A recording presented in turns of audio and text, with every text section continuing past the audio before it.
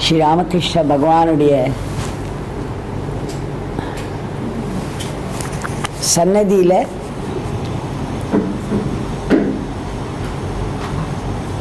அவருடைய மடியில் உட்கார்ந்துருக்கேன் அப்படிங்கிற அந்த ஃபீலிங் எனக்கு வருது.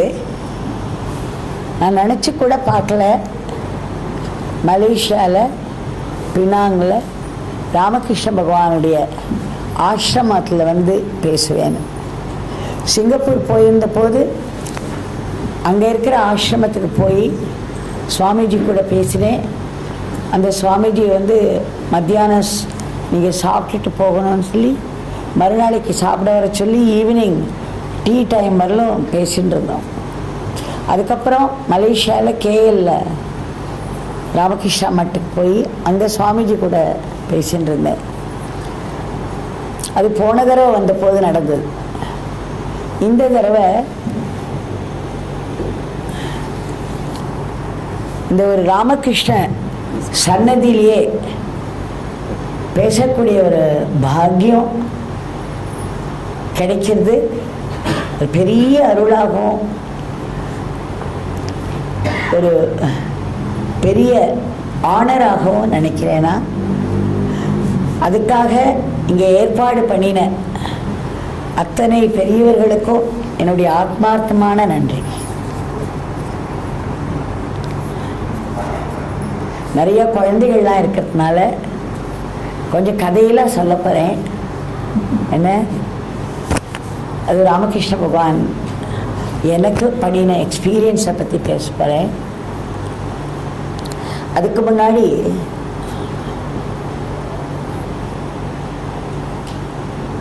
ஒரு 83ஆம் வருஷம்னு நினைக்கிறேன், 83 84 அதுக்கு முன்னாடியே ஒரு 10 வருஷமாக சேலத்தில் சாரதா காலேஜ்னு ஒரு காலேஜ் இருக்குது. கம்ப்ளீட்டாக சாரதாமணி தேவி தான் அந்த இடத்துல ஆள்ற தெய்வம். அவங்களுடைய கொள்கைகளை பேஸ் பண்ணி தான் அது வந்து ஒரு லேடிஸ் காலேஜ். அந்த லேடிஸ் காலேஜில் அதுக்கு பிரசிடெண்ட்டாக இருந்தவர் சித்பவானந்த சுவாமின்னு ஒருத்தர். அந்த சித்பவானந்த சுவாமி ராமகிருஷ்ண பகவானுடைய டைரக்ட் டிசைபிள். சுவாமி சிவானந்தான்னு இருந்தார், எல்லாருக்கும் தெரிஞ்சிருக்கோம். அந்த சுவாமி சிவானந்தாவுடைய டைரக்ட் டிசைபிள் சித்பவானந்த சுவாமி. அவர் வந்து அந்த ஆசிரமத்தை, அது ஒரு ஆசிரமமாக அந்த காலேஜை நடத்தின்னு இருந்தார். அந்த காலேஜில் ஃபிசிக்ஸ் டிபார்ட்மெண்ட்டில் அசிஸ்டன்ட் ப்ரொஃபஸராக ஜாயின் பண்ணி அங்கே ஃபிசிக்ஸாக டீச் பண்ணிகிட்டு இருந்தேன் நான். அப்போது சாரதா காலேஜுக்கு பக்கத்துலேயே ராமகிருஷ்ணா மட்டு இருக்கும், கொஞ்சம் தள்ளி. அங்கே தினம் போகிறது வழக்கம் எனக்கு. அது மட்டும் இல்லாமல் மயிலாப்பூரில் இருக்கிற ராமகிருஷ்ணா மட்டிலேயே எனக்கு நல்ல ஒரு க்ளோஸ் அசோசியேஷன் இருக்குது. சாரதா காலேஜில் எப்போவுமே வருஷா வருஷம் ஆண்டு விழாவில் ராமகிருஷ்ண பகவானை பற்றியும் சாரதாமணி அம்மாவை பற்றியும் விவேகானந்தரை பற்றியும் சேர்த்து ஒரு ட்ராமா போடுவோம். நான் அவ்வளோ அற்புதமாக இருக்கும் அந்த ட்ராமா, அவ்வளோ இன்ஸ்பைரிங்காக இருக்கும். அதனால் இந்த 8 வருஷம் அந்த குழந்தைகளெல்லாம் இயக்கி அந்த ட்ராமா போட்ட ஒரு பெரிய பாக்கியம் எனக்கு ராமகிருஷ்ண பகவான் கொடுத்தார். அதுக்கப்புறம் ராமகிருஷ்ணா மட் சென்னையில் எப்போ போனாலும் சென்னையில் தான் என்னோடய பேரண்ட்ஸ்லாம் இருந்ததுனால விடுமுறைக்கெலாம் சென்னைக்கு தான் போவேன். சென்னைக்கு போகும் பொழுது கண்டிப்பாக ராமகிருஷ்ணா மட் மயிலாப்பூருக்கு போவேன். அங்கே இருந்த சுவாமிகள்லாம் எனக்கு ரொம்ப பிரியமானவர்களும் பெரிய மரியாதைக்குரியவர்களுமாக நான் வணங்குகிற சுவாமிகளாக இருந்தார்கள். சுவாமி தபஸ்யானந்தா தான் அந்த சமயத்தில் மயிலாப்பூரில் பிரசிடெண்ட்டாக இருந்தார். அப்போது சுவாமி தன்மயானந்தா அங்கே இருந்தார். இப்போ அவருக்கு ரொம்ப 85 வயசு, கிட்டத்தட்ட 90 வயசு இருக்கும்னு நினைக்கிறேன். இப்போ கோயம்புத்தூரில் இருக்கிறதா கேள்விப்பட்டேன் நான். அவர் வந்து அந்த சமயத்தில் இருந்த அப்போ தான் சுவாமி கமலாத்மானந்தா அங்கே இருந்தார், ராகவேஷானந்த சுவாமி இருந்தார், கேஷவ் மகராஜ், இது மாதிரி நிறைய பேர் தினம் சாயந்தரம் திருவான்மையூர்லேருந்து மயிலாப்பூர் போய் அந்த வழிபாட்டிலலாம் ஈடுபட்டு ராத்திரி 10 மணிக்கு தான் வீட்டுக்கு வருவேன். அந்த அளவுக்கு ரொம்ப ஒரு ஈடுபாடு, ஒரு ஈர்ப்பு ராமகிருஷ்ண பகவான் கிட்டக்க இருந்தது. ஆக்சுவலாக முதல் தடவையாக அவருடைய புஸ்தகத்தை, அதாவது சுவாமி சாரதானந்தா எழுதின ராமகிருஷ்ண பகவானை பற்றின புஸ்தகத்தை நான் படித்த பிறகு ஒரு 4 நாளைக்கு ரொம்ப ஒரு பெரிய ஒரு பரவச நிலையில் இருந்தேன். நான் என்ன பண்ணினேன், என்ன போனேன், எப்படி காலேஜுக்கு போனேன், எப்படி டீச் பண்ணேன், எனக்கு ஒன்றுமே ஞாபகம் இல்லை. அந்த 4 days அந்த மனசு அவ்வளவு மேலே இருந்தது. நினச்சி பார்த்தா எனக்கே அவ்வளோ ஆச்சரியமாக இருக்குது. பெரிய ஒரு பரவச நிலை. அதனால் அதை விளக்கி சொல்ல முடியாத ஒரு நிலையில் கொண்டு போய் விட்டுட்டார் குரு மகாராஜ். அதுக்கப்புறம் எனக்கு கண்டிப்பாக எப்படியும் ராமகிருஷ்ணா மடத்தில் இது வாங்கணும், தீட்சை வாங்கிக்கணுங்கிற ஒரு எண்ணம் வந்த போது சுவாமி தன்மயானந்தா அவர்கள் சொன்னார், நீ வேலூர் மட்டுக்கு போய் சுவாமி வீரேஸ்வரானந்தா இருக்கார், அவர் சாரதா அம்மாவுடைய டைரக்ட் டிசைபிள். பிரபு மகாராஜ்னு ஒரு குட்டி பையனை அவர் அந்த சமயத்தில் அம்மா கிட்டக்க போய் இருந்து, அதுக்கப்புறம் அவர்கிட்ட அங்கே பிரம்மச்சாரியாக இருந்து தீட்சை வாங்கிட்டு இருக்கார். இப்போ 94 வயசுக்கு மேலே அவருக்கு ஆயிடுத்து. உனக்கு வேணும்னா நீ போய் அந்த சுவாமி வீரேஸ்வரானந்தா கிட்ட தீட்சை வாங்கிக்கலாம் அப்படின்னு சொல்லிட்டார். எனக்கு ரொம்ப ஆசை. சாரதா அம்மானா சும்மாவா நம்ம பார்க்க முடியுமா? அந்த மாதிரி ஒரு தெய்வத்தை பார்க்க முடியாது. நம்ம எப்படியோ நம்ம எல்லோரும் பின்னாடி பிறந்ததுனால அவங்களெல்லாம் மிஸ் பண்ணிட்டோம். இருந்தாலும் அவங்கள தெரிஞ்ச, அவங்க கூட பழகின அந்த பெரிய பெரிய சுவாமிகள்லாம் இருக்கான்னா அதுவும் நமக்கு ஒரு பெரிய பாக்கியம். அதனால் நான் தனியாக கூட போகிறேன்னு சொல்லிட்டேன். அதுக்கப்புறம் தனியாக ட்ரெயினில் அவர் அரேஞ்ச் பண்ணார், வேலூர் மட்டிலெல்லாம் தங்கறதுக்கெலாம் அரேஞ்ச் பண்ணார். அப்போது அந்த சமயத்தில் சுவாமி வீரேஸ்வரானந்தா தீட்சை கொடுக்குற சமயத்தில் ஒரு 125 பேர் இருந்தாங்க அந்த இடத்துல தீட்சை வாங்கிறதுக்கு. இந்தியா முழுக்க வெவ்வேறு ஸ்டேட்லேருந்து வந்திருந்தாங்க. 125 பேரில் நானும் நான் பார்த்தா எங்கேயோ உட்கார வச்சுருந்தேன். சுவாமி வீரேஸ்வரன் தான் எங்கேயோ உட்கார்ந்துருந்தேன், பின்னாடி நான் உட்கார்ந்துருந்தேன். அப்போது அவருக்கு அட்டெண்டண்ட்டாக இருந்த ஒரு அம்மா, அவள் அங்கங்கே போய் எல்லாருக்கும் இன்ஸ்ட்ரக்ஷன் கொடுத்துட்டுருந்தா எப்படி பண்ணணும் என்னன்ட்டு. நம்ம எல்லாம் அந்த அம்மா கிட்ட சொன்னேன், தயவு செய்து நீங்கள் சுவாமிஜி கிட்ட கேளுங்க, மகாராஜ் கிட்ட கேளுங்க, எப்படியாவது அவர் கிட்டக்க போய் உட்காரணும் அப்படின்னு எனக்கு ரொம்ப ஒரு மனசுக்கு ஒரு ப்ராம்ப்டிங் மாதிரி வந்துட்டே இருக்குது. அவர் எனக்கு விடுவாரா என்னன்னு தெரியல, நீங்கள் சொல்லுங்க, நான் மெட்ராஸ்லேருந்து தனியாக வந்திருக்கேன் தீட்சைக்காக அவர்கிட்ட கேள்வி சொல்லுங்க அப்படின்னு சொல்லியாச்சு. நான் அவங்க போய் சொன்ன உடனேயே, நான் எதிர்பார்க்கலாம் அப்படி சொன்னது தப்பா ரைட்டாலாம் கூட எனக்கு தெரியல, சொன்ன உடனேயே சுவாமி வீரேஸ்வரானந்தா ஒரு பெருசாக ஒரு சிரிப்பு சிரிச்சுட்டு அங்கேருந்து என்னை பார்த்து வா அப்படின்னு விட்டார். அப்புறம் அவர் கால்களையே நான் உட்கார வச்சுருந்தேன். இதெல்லாம் பெரிய பெரிய பாக்கியம், நினச்சி பார்க்க முடியாத பாக்கியம். அப்புறம் அவர் கால்களையே உட்கார்ற இந்த இது கிடச்சிது. அந்த அவர் தீட்சை கொடுத்து ராமகிருஷ்ண மந்திரம் கொடுத்த பிறகு நான் சொன்னேன் அவர்கிட்ட, பாதத்தடியிலே உட்கார்ந்துருந்ததுனால நான் சொன்னேன், சுவாமி எனக்கு இந்த பிறப்பிலேயே செல்ஃப் ரியலைசேஷன் வரணும் அப்படின்னு நீங்கள் என்னை ஆசீர்வாதம் பண்ணணும் அப்படின்னு கேட்டேன். உடனே மறுபடியும் பெருசாக சிரித்தார். அதுக்கப்புறம் அவருடைய பைக்குள்ள கையை விட்டு அதுலேருந்து ஒரு சின்ன காவி துணியை எடுத்தார். அந்த துணியை இப்படி திறந்தால் அதில் சாரதா அம்மாவை அவர்கிட்ட கொடுத்த ஜப்ப மாலை இருந்தது. உடனே அதை எடுத்து என் தலையில் வச்சு ஆசீர்வாதம் பண்ணினேன். எப்பேற்பட்ட பாக்கியம்! நான் நினைக்கவே இல்லை. இதெல்லாம் தனியாக ட்ரெயினில் வரும்பொழுதுலாம் பல அனுபவங்கள். வழியில் ஆந்திராலாம் அவ்வளோ கலவரம், அவ்வளோ கலாட்டா. நாங்கள் அந்த ட்ரெயினே சேஃபாக இருக்குமா இல்லை எரிச்சிடுவாங்களா அப்படிலாம் ஒரு பெரிய பயம் இருந்தது. கல் எடுத்து அடிச்சதெல்லாம் இருந்தது. அத்தனையை தாண்டி எப்படியாவது ராமகிருஷ்ணர் கூட இருக்க நம்மளை காப்பாற்றுவார் அப்படின்னு அவரை மட்டும் ட்ரஸ்ட் பண்ணி வந்தேன். அது எல்லாமே நல்லபடியாக தான் முடிஞ்சது. இப்போது சுவாமி வீரேஸ்வரானந்தா எனக்கு அப்பேற்பட்ட ஒரு பெரிய ஆசீர்வாதத்தை கொடுத்தார். அது முடிஞ்ச மறுநாளைக்கு அதுக்கப்புறம் மந்திரம் ஆரம்பிச்சிட்டேன். ஆரம்பித்த பிறகு மறுநாளைக்கு நான் நிறைய கேள்விப்பட்டிருக்கேன். ராமகிருஷ்ண பகவானோட புஸ்தகங்கள்லாம் படித்ததுனால அவருடைய வேஷ்டியிலேருந்து அவர் யூஸ் பண்ண லோட்டாலேருந்து நிறைய இதெல்லாம் சின்னங்களாக, அதாவது ரெலிக்ஸாக ஸ்டோர் பண்ணி வச்சுருக்காங்க அப்படின்னு கேள்விப்பட்டிருக்கேன். நான் எனக்கு அதெல்லாம் பார்க்கணுன்னு ஒரு கொள்ள ஆசை. உடனே நான் போய் அந்த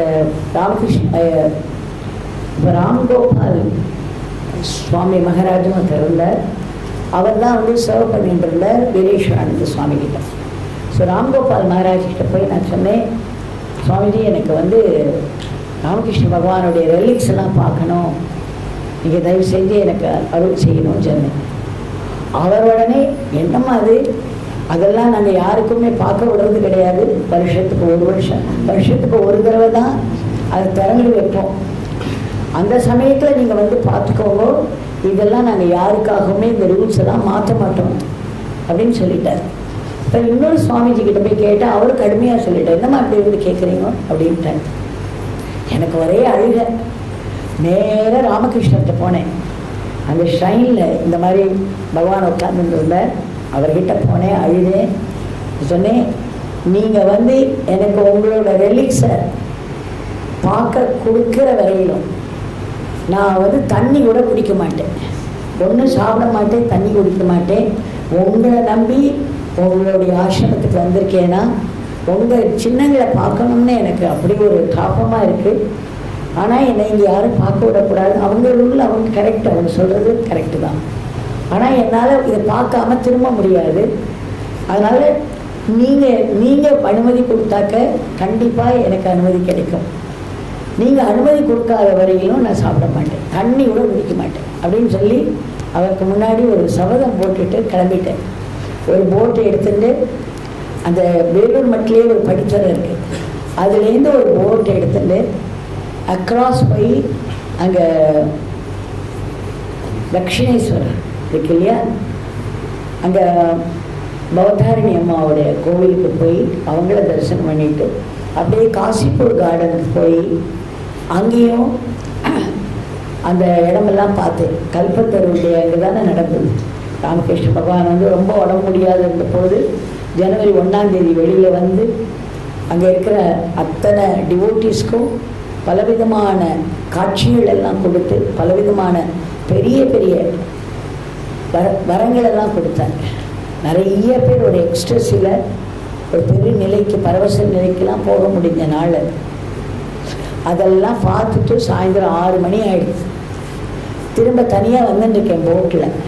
வரும்பொழுது தாகம், அவ்வளவு தாகம், அவ்வளவு பசி, அவ்வளவு அலைஞ்சிருக்கேன் காலம்பரிலேருந்து. நான் வந்து கங்கா மாதா கிட்டே பேசிட்டே வரேன். எனக்கு தாகம் தாங்க முடியல. பக்கத்தில் இப்படி கையை விட்டேன்னா, கங்கா மாதா நீ இருக்க, உன்னுடைய தண்ணி இருக்கு, ஆனால் அந்த தண்ணியை குடிக்கிற பாக்கியம் எனக்கு இல்லை. ராமகிருஷ்ண பகவான் வந்து எனக்கு அனுமதி கொடுத்தா மட்டும்தான் நான் தண்ணி கூட குடிக்க முடியும். ஆனால் பாரு, இதுதான் நான் உன் கூட பேசிகிட்டே வரேன், ஆனால் உன்னுடைய தண்ணியை என்னால் குடிக்க முடியலை பார்த்தியா அப்படிலாம் பேசிட்டு வரேன். பேசிட்டு வந்து அந்த படித்துறையில் இறங்கி அந்த போட்டை விட்டு இறங்கி ஒரு 4 ஸ்டெப்ஸ் ஏறிப்பேன். அங்கேருந்து ராம்கோபால் மகாராஜ் வேகமாக ஓடி வர்றார். ஓடி வந்துட்டு என்கிட்ட சொல்ல, அம்மா வாட் ஹேவ் யூ டன் அப்படின்னாரு. ஏன்னா ரொம்ப பயந்து போயிட்டேன். என்னடா அது, நம்ம என்ன தப்பு பண்ணிட்டோம் தெரியலையே. Swamiji, I don't know what I have done, please tell me, I am so sorry அப்படின்னு. அவர் சொல்கிற வந்து சுவாமி வீரேஸ்வரானந்தா கூப்பிட்டு மெட்ராஸ்லேருந்து ஒரு அம்மா வந்திருக்கா, அவளுக்கு கொண்டு போய் அந்த ரெலிக்ஸ்லாம் காமின்னு சொல்லிட்டார். Can you imagine? ராமகிருஷ்ண பகவானுடைய பெரும் கருணை. ஏன்னா நான் 2 சுவாமிஜிஸ் கிட்ட போய் கேட்டேன், அவங்களால எப்படி மீற முடியும்? எனக்கு தெரிஞ்சவங்களாக இருக்கலாம், ஆனால் அவங்களும் அந்த மடத்தினுடைய ரூல்ஸ்க்கு கட்டுப்பட்டாங்க. யாராலுமே எதுவுமே பண்ண முடியாது. அதனால ராமகிருஷ்ண பகவான் மட்டும்தான் இதை டிசைட் பண்ண முடியும்னு நேராக அவர்கிட்ட போய் அந்த சபதம் எடுத்தேன். ராமகிருஷ்ண பகவான் அப்படி ஒரு ஆசீர்வாதம் எனக்கு ஒரே அழுக. அப்புறம் அங்கே ஒரு சுவாமிஜி அனுப்பிச்சு, இந்த சுவாமிஜி என்ன இந்த மாடி ஏறி போய் அவர் சொன்னார், இது நடந்ததே கிடையாது இந்த மாதிரி, உங்களுக்காக எப்படி இப்படி சுவாமி வீரேஸ்வரர் இருந்தார். ஏன்னா யாருக்கும் தெரியாது நான் வந்து ராமகிருஷ்ண பகவான் முன்னாடி அந்த மாதிரி ஒரு சபதம் எடுத்துகிட்டு போனதோ, அன்னைக்கு முழுக்க அந்த தண்ணி கூட குடிக்காமல் அவருடைய இடங்களெல்லாம் போய் பார்த்துட்டு வந்தது, அதெல்லாம் யாருக்குமே அது நான் போயிட்டு வந்தது தெரியுமா, நான் ஒன்றுமே சாப்பிடாமல் இருக்கேங்கிறதுலாம் யாருக்கும் தெரியாது.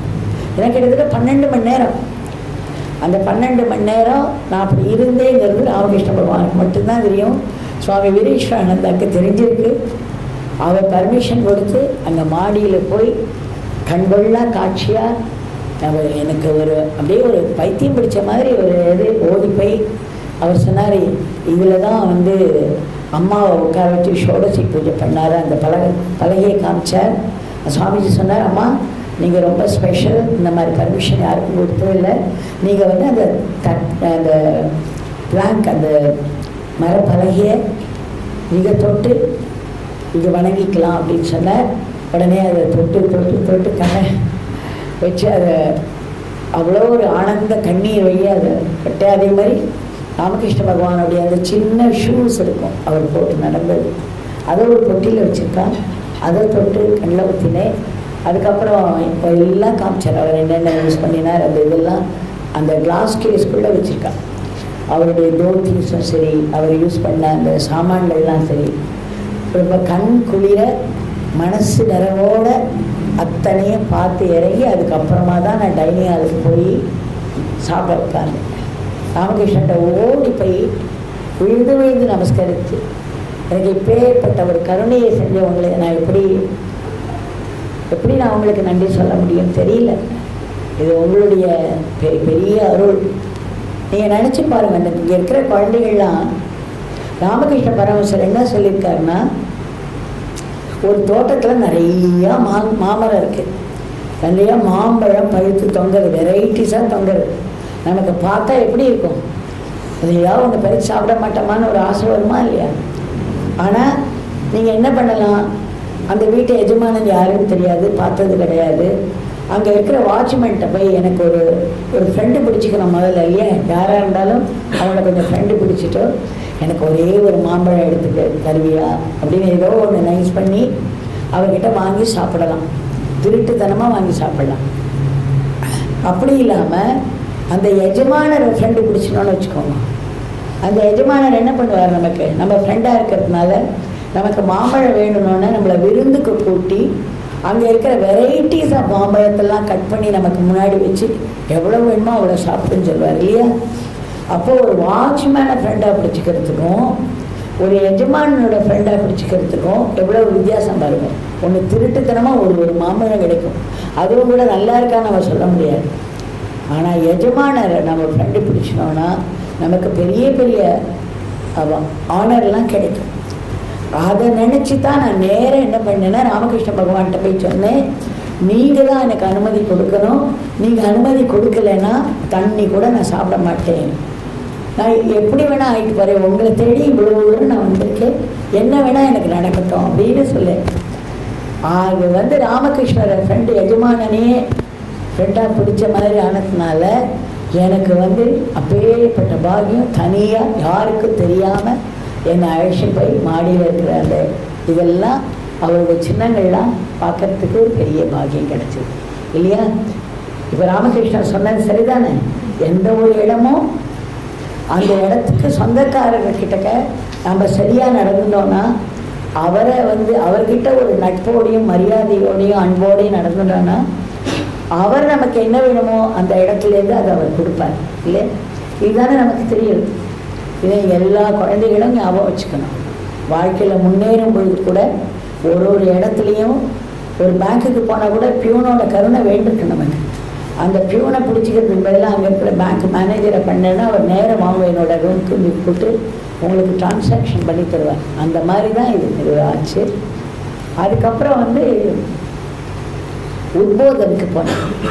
அங்கே வந்து சாரதா அம்மாவோடைய ரெலிக்ஸ்லாம் வச்சு, ரெலிக்ஸ்னால் அவங்க யூஸ் பண்ண சாமான்கள், அங்கே அதெல்லாம் வச்சுருக்காங்க. அவங்க அவங்களோட முடி இருக்குது, அவங்களுடைய கை வளையல்லாம் இருக்குது, இன்னும் நிறைய விஷயங்கள் அங்கே இருக்குது. அங்கே நாங்கள் போகும்பொழுது மேலே வந்து ஏதோ பஜனை பண்ணிகிட்டு இருந்தாங்க. இந்த இடமெல்லாம் கூட்டமாக இருந்து நிறைய பேர் இருந்தாங்க. அந்த கூட்டத்தில் நான் பின்னாடி உட்காந்துருக்கேன், போய் நின்றுக்கிறேன். அங்கே பார்த்தா அந்த உள்ள ரூம் இருக்குது, அந்த ரூமுக்குள்ளே யாருமே போக முடியாது. அந்த ரூமோட அந்த செவரை ஒட்டி அதுக்கு உள்ள ரூமுக்குள்ளே ஒரு பாக்ஸ் வச்சுருக்காங்க, கண்ணாடி பாக்ஸ். அது உள்ளே வந்து சாரதா அம்மாவுடைய இந்த பாதம், அந்த ஒரு பாதத்தை துவச்சி வச்சுருப்பாங்களே திருவடிகள், அந்த திருவடிகள் இருக்குது அந்த சிகப்பு கலரில். நான் இங்கே வெளியிலேருந்து அதை ரீச் பண்ண பார்க்குறேன். பார்த்தா என்னோடய கை வந்து கரெக்டாக அந்த பொட்டிக்கும் எனக்கு நடுவில் ஒரு 2 இன்ச்சஸ் இருக்குது. எவ்வளவு குனிஞ்சாலே என்னால் அதை ரீச் பண்ண முடியல. அந்த பாதத்தை தொட்டு என்னால் வணங்க முடியல. மறுபடியும் எனக்கு ஒரே அழுகையாக வந்தது. நான் சாரதாம்மா, நான் எனக்கு ஒன்று மேலே பக்தியெலாம் கிடையாது, நான் ரொம்ப மோசம்தான். ஆனால் கூட உன்னுடைய கருணை ஒரு அளப்பெரிய கருணை இல்லையா, அவ்வியாஜ கருணை, காரணமற்ற கருணை உனக்கு இருக்குது. அப்படி இருக்கும் பொழுது நீ வந்து உன்னுடைய பாதத்தை, அந்த இந்த ஃபுட் பிரிண்ட்ஸு, அந்த ஃபுட் பிரிண்ட்ஸை என்னால் தொட முடியலையே, நீ எனக்கு கருணை செய்யக்கூடாதா அப்படின்னு சொல்லி வேண்டிட்டு மறுபடியும் ட்ரை பண்ணேன். கண்ணில் தண்ணி வந்துட்டே இருக்குது. கையை அப்படி நீட்டி பார்க்குறேன். I was unable to reach it. எனக்கு தெரியாது இது அத்தனையும் ஒரு சுவாமிஜி பார்த்துட்டு இருக்காருங்க. அடுத்த ரூமில் இருக்கிற ஒரு சுவாமிஜி அங்கேருந்து பார்த்துட்டு இருக்காருங்கிறது எனக்கு தெரியாது. அதுக்கப்புறம் எல்லாரும் போன பிறகு அந்த இடத்துல நான், சரி உன்னுடைய சித்தம் இப்படி தான், நான் உன்னுடைய பாத சுவடுகளை கூட என்னால் தொட முடியலைன்னா அதுதான் உன்னுடைய சித்தம் போல இருக்குது அப்படின்னு சொல்லி ஒரு நமஸ்காரம் பண்ணி எழுந்தினேன். எழுந்தவுடனே அந்த சுவாமி அங்கேருந்து வேகமாக வந்தார். அம்மா, நீங்கள் பண்ணினதை பார்த்தேன், உங்களுக்கு அந்த அம்மா மேலே எவ்வளோ ஒரு பக்தி இருக்குங்கிறத பார்த்தேன், வாங்க ஒரு நிமிஷம் சொல்லி அந்த இதை சாரதாம்மாவோட ரூம் கதவை திறந்து, இதெல்லாம் நம்பவே மாட்டேல தெரியாது எனக்கு, ஆனால் இதெல்லாம் உண்மையாகவே நடந்தது. உள்ளே போட்டு போய் இந்த கங்கை பாத்திரத்துலேருந்து கங்கா ஜலத்தை எடுத்து என் தலையில் நிறைய தெளித்தார். ஃபுல்லாக தெளிச்சுட்டு வாங்கன்னு உள்ளே போட்டு போயிட்டார். அங்கே போய் சாரதாம்மா படுத்தின படுக்கை இருக்குது. அப்புறம் சாரதாம்மா வச்சு பூஜை பண்ணின ராமகிருஷ்ணருடைய படம் வச்சுருக்காங்க, அந்த பழைய படம். அதில் தான் அவங்களுக்கு நிறைய காட்சிகள்லாம் கிடச்சிருக்கு. அந்த அங்கே போய் என்னால் நமஸ்காரம் பண்ண முடிஞ்சது. அப்புறம் 2 கையும் வச்சு அந்த ஃபுட் பிரிண்ட்ஸ் இருக்கு இல்லையா, இந்த பாத சுவடு, அதை மேலே கையை வச்சு எனக்கு அதை ஆசை தீர மனசு நிறைவோட அந்த வழிபாடை பண்ண முடிஞ்சது. இது மறுபடியும் நமக்கு என்ன காமிக்கிறதுனா, நம்ம ஒன்றுமே இல்லாத ஒரு அபலையா, கடவுள் தான் முக்கியம், கடவுள் தான் வேணும், ஒன்றை பண்ண முடியல, நம்ம ஒரு ஏக்கத்தோட ஒரு அழுகியோட கடவுளை ரீச் பண்ணுறதுக்கு நம்ம முயற்சி பண்ணும்பொழுது அது ஒரு பெரிய அருளை சுரந்து நமக்கு கடைசியில் அந்த ஒரு நிறைவை நமக்கு பண்ணித்தரேன் இல்லையா? புரியுது நான் பேசுறதுலாம் உங்களுக்கு? அதனால் என்ன ஒரு ஒரு ஒரு எய்ம், ஒரு குறிக்கோள் லைஃப்பில் வச்சுருந்தாலும் அந்த குறிக்கோளை நோக்கி நாம் ஒரு தாபத்தோடு நம்முடைய முழு முயற்சியை பண்ணினோன்னா அந்த இறை அருளானது நமக்கு அந்த காரியத்தை வெற்றிகரமாக சாதிச்சு கொடுத்துரும். நம்ம முயற்சினால் அது நடக்கிறது இல்லை, ஆனால் அந்த நம்ம முயற்சியும் நம்மளுடைய தாபமும் சேரும் பொழுது அது ஒரு பெரிய கருணையை இறைவன்கிட்டேருந்து வரவழைக்கிறது. அந்த கருணை வந்து நமக்கு அந்த காரிய பூர்த்தியை செஞ்சு கொடுத்துருது. ஆக ராமகிருஷ்ண பகவானோட இடத்துல எனக்கு அப்போ ஏற்பட்ட ஒரு பெரிய அருள் கிடச்சிது. இப்போ சாரதாம்மா இடத்துலையும் ஒரு பெரிய அருள் கிடச்சிது. அது மட்டும் இல்லை, நான் வெளியில் வந்தோன்னா சுவாமிஜி கேட்டால் நீங்கள் யார் என்னெல்லாம் கேட்டேன். அதுக்கப்புறம் என்னை உள்ள அழிச்சுட்டு போய் அம்மாவுடைய வளையல், அம்மாவுடைய முடி, இந்த மாதிரி அவங்க ரெலிக்ஸ் எல்லாத்தையுமே எனக்கு காமிச்சார். சிலது எனக்கு தொடக்கூடிய பாக்கியம், அவங்க தலைமுடியும் சரி, அவங்க கை வளையல்லாம் தொடக்கூடிய பாக்கியம் கிடைச்சிது. இதெல்லாம் வந்து அந்த சுவாமிஜியோ இன்னத்தரோ காரணம் இல்லை, அவங்கள இயக்கிறது யார் அந்த இடத்துல? ராமகிருஷ்ண பகவான் தான் இயக்கிறார், சாரதாம்மா தான் இயக்கிறாங்க. சாரதாம்மா அந்த சுவாமியோட உள்ள பொருந்து அந்த ப்ராம்ப்டிங்கை கொடுக்கலன்னா அவர் வந்து இதை செஞ்சிருக்க மாட்டார். ஆனால் இதெல்லாம் வந்து சாதாரண ரூல்ஸை மீறிய செயல்கள். அதில் வந்து ஒரு சுவாமிஜி ஈடுபட்டார்னா அது பெரும் கருணை பேராருன்னு சொல்கிறோமே, அதனுடைய ஒரு பெரிய விஷயந்தான் நடந்தது. இது மட்டும் இல்லை, அதுக்கப்புறம் காமார்புக்கூர் போனேன். காமார்புக்கூர் ஜெயராம்பாட்டி. காமார்புக்கூர் என்ன இடம் தெரியுமா? காமார்புக்கூர் என்ன இடம் சொல்லுங்க பார்ப்போம். அது எதனால அதுக்கு ஒரு பெரிய முக்கியத்துவம் யாராவது சொல்ல முடியுமா? எதுக்கு காமார்புக்கூர் போகிறோம், நம்ம எதுக்கு ஜெயராம்பாட்டி போகிறோம்? யாராவது சத்தமாக சொல்லுங்க பார்ப்போம்.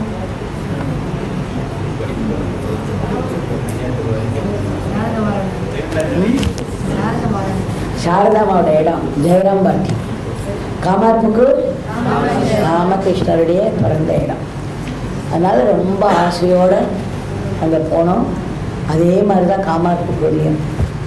காமார்புக்கூரில் போய் அங்கே இருக்க ராமகிருஷ்ண பகவான் முன்னாடி போய் நின்னேன். எல்லாம் தனியாக போகிறேன், நான் யாருமே தெரியாது. ராமகிருஷ்ண பகவான் மட்டும்தான் எனக்கு துணை. அவர்கிட்ட போய் நான் நிறையா அவர் இருந்த அந்த குடிசை, சாரதாமா இருந்த குடிசை பக்கத்தில் இருக்கும். நடுவில் ஒரு சின்ன வழி இருக்கும். அந்த வழியை பின்னாடி இருக்கிற ஹல்தார்புக்கூர்னு ஒரு குளம் இருக்குது. அந்த குளத்துல தான் விடிய காலம்பர 3 மணிக்கு போய் சாரதாம்மா குளிப்பாங்க. அந்த குளம் இருக்குது. அந்த 2 குடிசைகள் இருக்குது பக்கத்தில். ஆனால் அதை என்ன பண்ணியிருக்காங்க, கயிறு கட்டி வச்சுருக்காங்க. யாரும் உள்ளே விட மாட்டேங்கிறாங்க. நேர வழக்கம் போல் எனக்கு ரொம்ப தாபம், ரொம்ப வருத்தம், அழுக. போய் ராமகிருஷ்ண பகவான்கிட்ட போய் நின்னேன். நீங்கள் வந்து பர்மிஷன் கொடுத்தா நடக்காதே கிடையாது. எனக்கு நீங்கள் இருந்த அந்த குடிசைக்குள்ளே நான் போகணும். அதே மாதிரி சாரதாம்மா குடிசைக்குள்ளேயே நீங்கள் என்னை அனுமதிக்கணும். நீங்கள் இதை கண்டிப்பாக பண்ணணும்னு சொல்லிட்டு பகவான்கிட்ட வேண்டிகிட்டே இருக்கிறேன். பகவான் ப்ளீஸ் பகவான் எனக்கு அந்த கருணை பண்ணுங்கோ. நீங்கள் இருந்த அந்த இடத்துல நான் போனேன். இவ்வளோ தூரம் நான் வந்திருக்கேன், இன்னும் எப்போ வருவேன்னு எனக்கு தெரியாது. அப்படி கெஞ்சி வேண்டிகிட்டே இருக்கேன். அப்போ கரெக்டாக ஒரு சுவாமிஜி வந்து பின்னாடி நின்று, அம்மா நீங்கள் யார் அப்படின்னு கேட்குற. நான் சொன்ன இது மாதிரி மெட்ராஸ்லேருந்து வந்திருக்கேன், இந்த சாரதா காலேஜில் லெக்சராக இருக்கேன். தன்மையானந்த சுவாமி தான் நினச்சி இப்போ நான் வீரேஷானந்த சுவாமி கிட்ட தீட்சை வாங்கின்னு வந்திருக்கேன் அப்படின்னு சொன்ன பிறகு, அது எதுக்குமா அப்படி அழனிங்க? நல்ல அந்த ராமகிருஷ்ண பகவான் குரு மகாராஜ் இருந்த இடம், அம்மா இருந்த இடம், அந்த 2 குடிசைக்குள்ளேயே என்னை விடமாட்டாளா? இப்போ கேட்டால் அங்கே ஒரு பிரம்மச்சாரி அதுக்கு முன்னாடி வந்தார். அவர்கிட்ட கேட்டேன், அம்மா இதெல்லாம் யாருக்கும் திறந்து விடலாம் விடமாட்டேன், இப்படி வெளியிலே நின்று தரிசனம் பண்ணிட்டு போகும்போது சொல்லிட்டேன். அதுக்கப்புறம் தான் ராமகிருஷ்ண பகவான்கிட்ட ஓடி வந்தேன். அதனால் எனக்கு அது பார்க்கணும் போல் இருக்குது, நீங்கள் தயவுசெய்து என்னை அனுமதிப்பேளா அப்படின்னு கேட்டேன். அப்புறம் அவர் ஒரு நிமிஷம் யோசிச்சார். சரி வாங்க அப்படின்னு அந்த எந்த பிரம்மச்சாரிகிட்ட வந்து சொன்னாரோ, உங்களெல்லாம் அப்படிலாம் உள்ளே விட முடியாதுமா அப்படின்னு சொன்னாரோ, அவரே வந்து அந்த கயிறை எடுத்துட்டோமா நீங்கள் உள்ளே போங்க அப்படின்னு. காமார்புத்தூரில் ராமகிருஷ்ணர் வாழ்ந்த அந்த குடிசைக்குள்ளே எத்தனை விஷயங்கள் நடந்திருக்கு. அது அந்த புத்தகம் படிக்கிறவாளுக்கு தான் தெரியும் எவ்வளவு நடந்திருக்கு, எத்தனை விதமான அற்புதங்கள், அனுபவங்கள். அது உள்ளே விட்டாக்க எனக்கு ஒரு பைத்தியமே பிடிச்சிருக்கு. அங்கே போய் அந்த கரையில் விழுந்து பரவுகிறேன். அங்கே இருக்கிற ஒரு செவரையும் 2 கையால் தடவி தலையில் இட்டுக்கிறேன், முகத்தில் தடவிக்கிறேன், கைகாலெலாம் தடவிக்கிறேன், விழுந்து பரவுகிறேன். அது அங்கே இருக்கிற பிரம்மச்சாரி எப்படியே பார்த்துட்டே இருக்காரு. ஆனால் அவர் ஒன்றும் சொல்லலை. அதுக்கப்புறம் வந்து சரிப்பா வாங்கம்மா அப்படின்னாரு. கொஞ்ச நேரம் கழிச்சு சரி வெளில நமக்கு இவ்வளோ தூரம் கிடைச்சது பெரிய விஷயம் அப்படின்னு. அதுக்கப்புறம் சாரதாம்மா இருந்த இடத்தையும் அவர் திறந்து விட்டார். அங்கேயும் போய் எனக்கு நல்லா விழுந்து பரண்டு அந்த இடத்துல இருக்கிற அந்த இது தூசியை எடுத்து தலையிலையும் முகத்துலேயும் கண்ணிலையும் வச்சுக்க முடிஞ்சது. பேர்பட்டார்.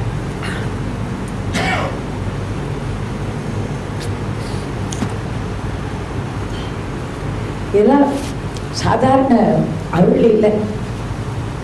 நம்ம அதுக்காக தாப்பப்பட்டு அழுது வேண்டினா மட்டும்தான் இந்த கருணைங்கிறது கிடைக்கும்.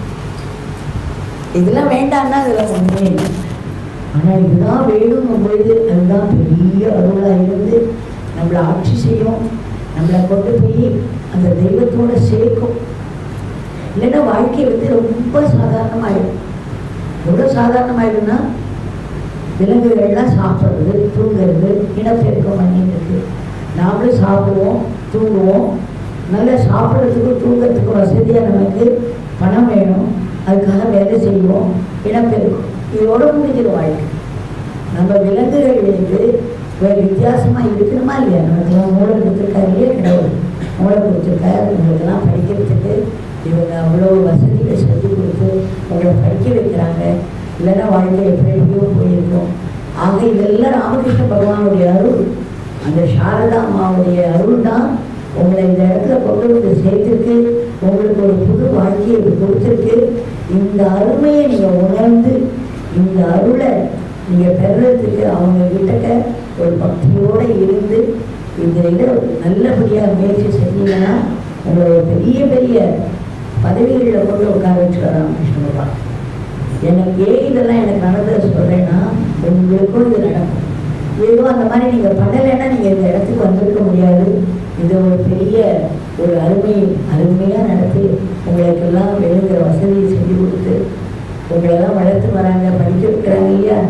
நீங்கள் ரோட்டில் போய் பார்த்தீங்கன்னா தெரியும் எத்தனை பேர் சாப்பாட்டு கூட இல்லை, அவங்களால படிப்பை கூட நினைக்க முடியாது, போட்டுக்கிறதுக்கு ட்ரெஸ்ஸு கிடையாது, அவ்வளோ ஒரு சீரழிஞ்ச வாழ்க்கை இருக்குது அவங்களுக்குலாம். அம்மா அப்பா இருந்தால் கூட அந்த மாதிரி இருக்கும், அம்மா அப்பா இல்லைன்னாலும் அந்த மாதிரி இருக்கும். வாழ்க்கையில் அவ்வளோ பெரிய பயங்கரங்கள்லாம் இருக்குது வெளியில். அந்த வெளி உலகத்தில் போய் அத்தனை விதமான கஷ்டங்கள்லாம் நம்ம சிக்கிக்காமல் ரொம்ப கௌரவமாக ஒரு இடத்துல நமக்கு உணவு உடுக்க உடை அதோடு படிக்கிறதுக்கு ஒரு பெரிய வாய்ப்பை கொடுத்து நம்மளெல்லாம் அது மட்டும் இல்லை, நம்ம வாழ்க்கைக்கு ஆதாரமாக இருக்கக்கூடிய தெய்வ வழிபாட்டையும் நமக்கு சொல்லி கொடுத்து இதெல்லாம் சாதாரண அருள் நினைச்சிடாதீங்க, இந்த அருமையை உணராமல் இருக்கிறாதீங்க. இதுக்கு காரணமாக இருக்கிறவங்களுக்கெல்லாம் நம்ம நன்றியோடு இருக்கணும். அதுக்கும் அடிப்படை காரணமாக இருக்கக்கூடிய ராமகிருஷ்ண பகவான்கிட்டையும் சாரதாமாகிட்டையும் சுவாமிகிட்டையும் நம்ம நன்றியோடு இருக்கணும், பக்தியோடு இருக்கணும். இது ரொம்ப முக்கியம்.